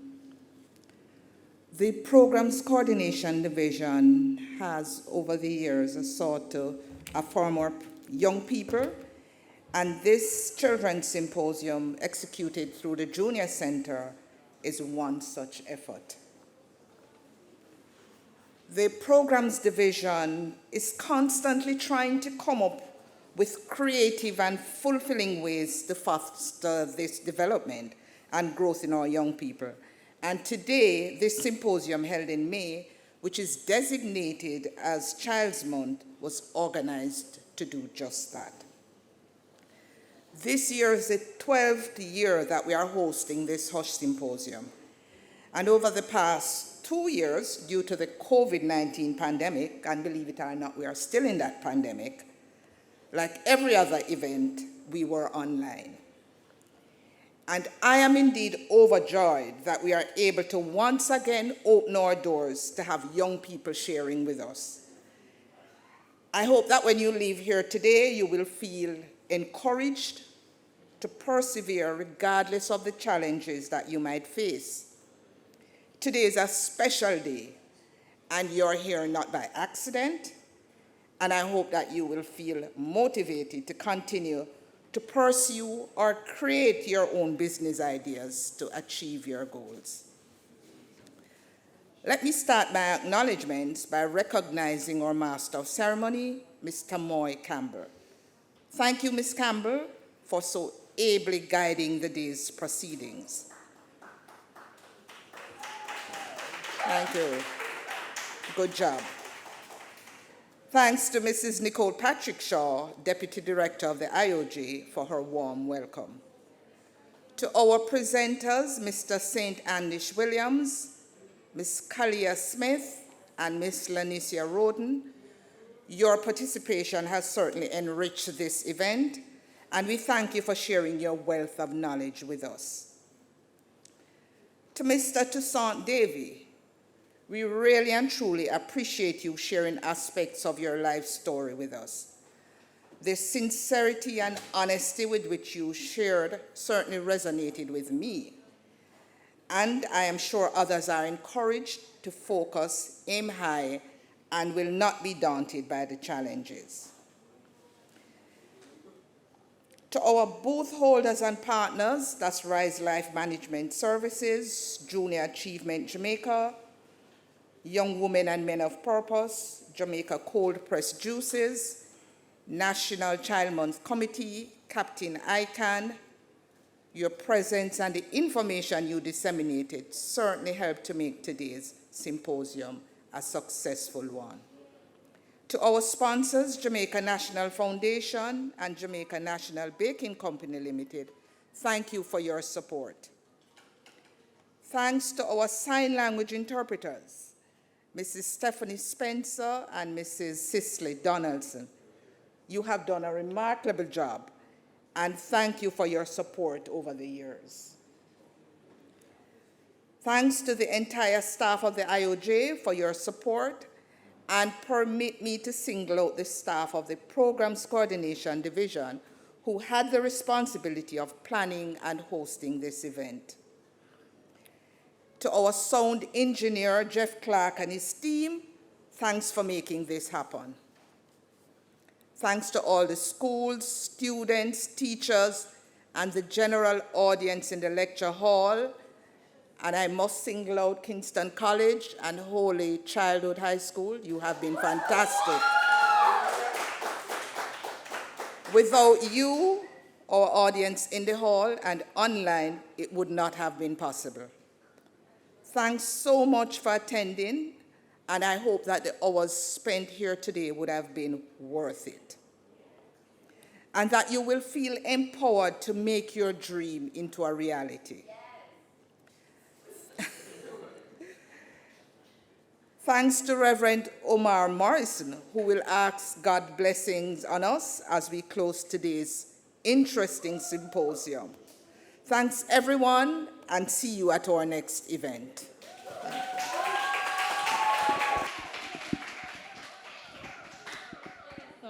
Thank you so much, Mrs. Boucher. And now Reverend will come with the closing prayers.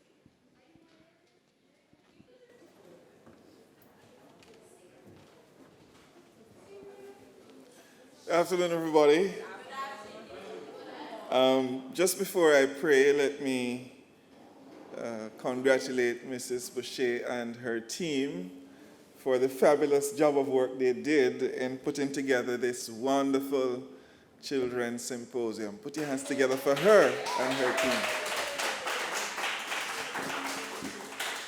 I just want to say that as pastor of the First Missionary Church in downtown Kingston, we're very, very pleased to be associated with the work here at IOJ and this Children's Symposium in particular, because ministry to children and young people is central to our own ministry strategy at First Missionary Church.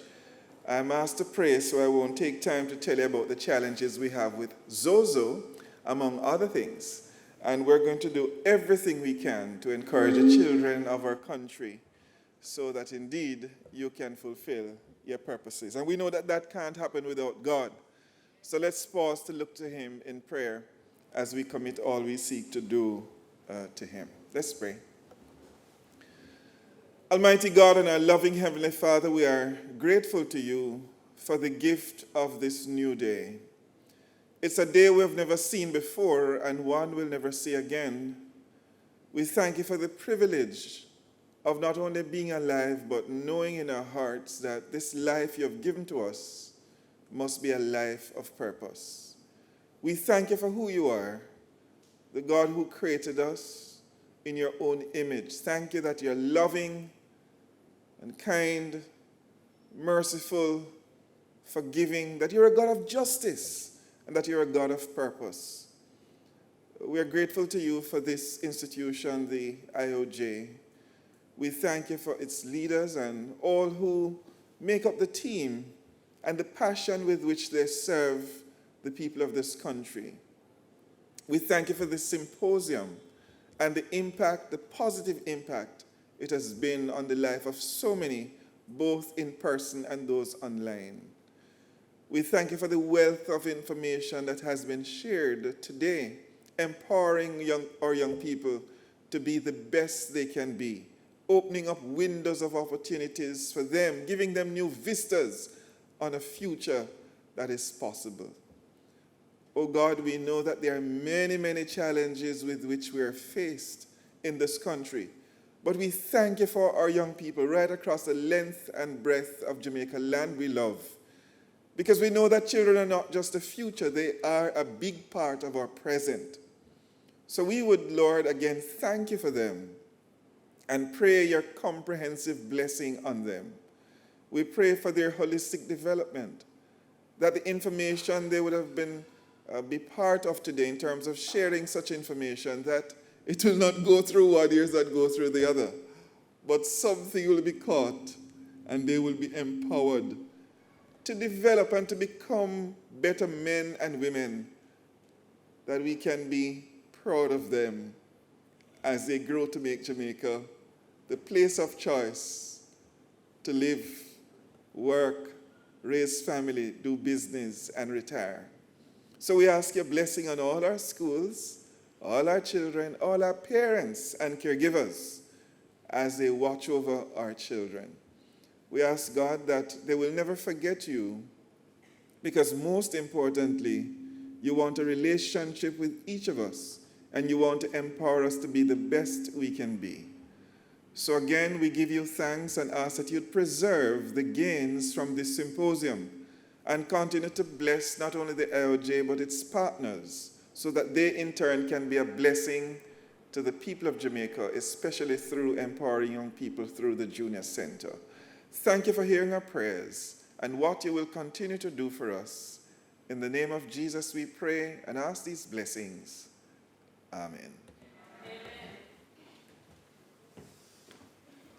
Thank you so much, Reverend.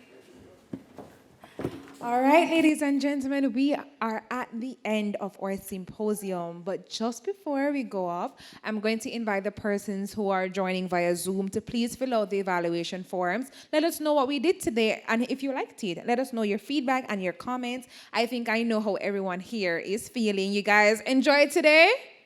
Yeah, I feel like I know that you guys enjoyed today. I see somebody coming up. Yes, sir? You want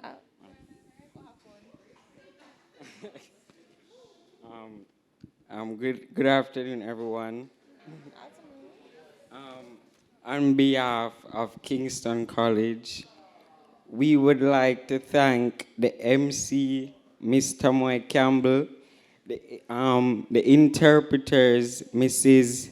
Stephanie Spencer and Mrs. Seal Donaldson, and the presenters, Mr. Adish Williams, Toussaint Davy, Miss Kalia Smith, if I pronounced that right, and Lanisha Roden, Miss Jacqueline Boucher, and Reverend Omar J. Morrison for that wonderful prayer. And I would want to thank the Holy Child girls for being here today, and my fellow KC brothers. And I hope to see you all here next year. And I hope that the knowledge that we all have gained today, we hope to use it in the real world and become good entrepreneurs. And yeah. And the food, it tastes good too. Oh my God, clap him, clap him, clap him. I see somebody else, some Holy Child, coming out to express gratitude. All right.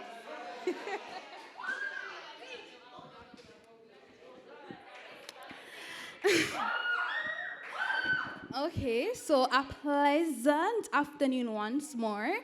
On behalf of the Holy Child family, we want to send a very heartfelt thank you to all our presenters today. A special thanks to Mr. Sant and Dish Williams. The testimony by Mr. Toussaint Davy, presentation by Miss Kalia Smith. Thus far, this presentation, we are honored to be right here. The presentation has been very informative. I'm very exhilarated to be here to garner. I'm sure that we have all garnered a plethora of knowledge that we can apply in our future career. We're thankful for the presentation. We have learned a lot based on financial literacy, entrepreneurship. We want to say thank you once more. It was a very interactive. The vibe was there, even though it was a minimum amount of members. And we want to say that we were very, very, very happy to have our members of the Kingston College right there. So I hope the lesson that was taught today has resonated with everybody. And I just want to say enjoy the rest of your day. Hope it is productive and you have a safe journey home. Alrighty. So I think gratitude, we felt it through and through. Just want to let you know that the cold press samples are on the outside, as well as the brochure, some Rise Live, so you can go and collect them and have a read through. Again, asking those within Zoom to please fill out the forms. And also, if you're here with us, virtually or physically, to know that the pitch competition is still on. So you have an opportunity to present an idea and you can submit the forms. Submit your entries, and I think it will be dropped via Zoom. And if you're here with us, we can give you the details to pitch an idea and perhaps win. and see what comes from that. So we want to give you the opportunity for you to implement your ideas and do great things. And so I want to see many of you, if not all of you, entering the pitch competition. So I have nothing else to say than thank you so much for being an amazing audience. You made my life as a Master of Ceremonies absolutely easy. I'm so grateful to each and every one of you and all the hands that made this symposium possible. So ladies and gentlemen, my name is Tamoy Campbell, the reigning Miss Kingston and St. Andrew Festival Queen, and it was a pleasure to be your Masters of Ceremony for this Hush Symposium.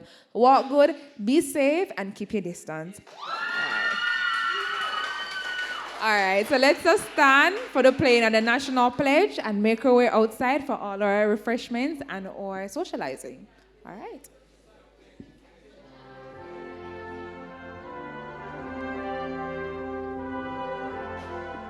Before God and all mankind, I pledge the love and loyalty of my heart, the wisdom and courage of my mind, the strength and vigor of my body, and the service of my fellow citizens.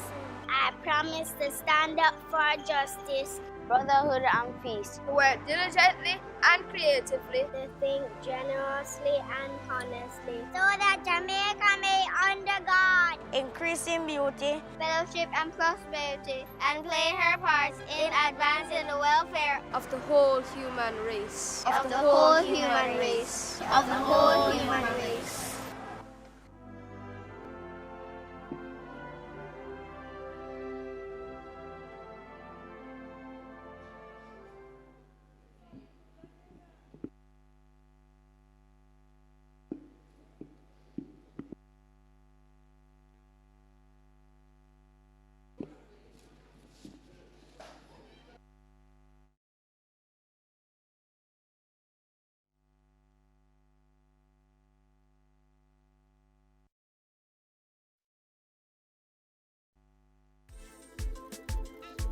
Big futures start small. Step-by-step savings can take you a far way. Open a JN Bank Easy Save account with $200 and open a world of savings for every stage of life. Save for short-term goals, buy school-related items, or just develop a good savings habit. Plus, real rewards. Smart start easily with a JN Bank Easy Save account today.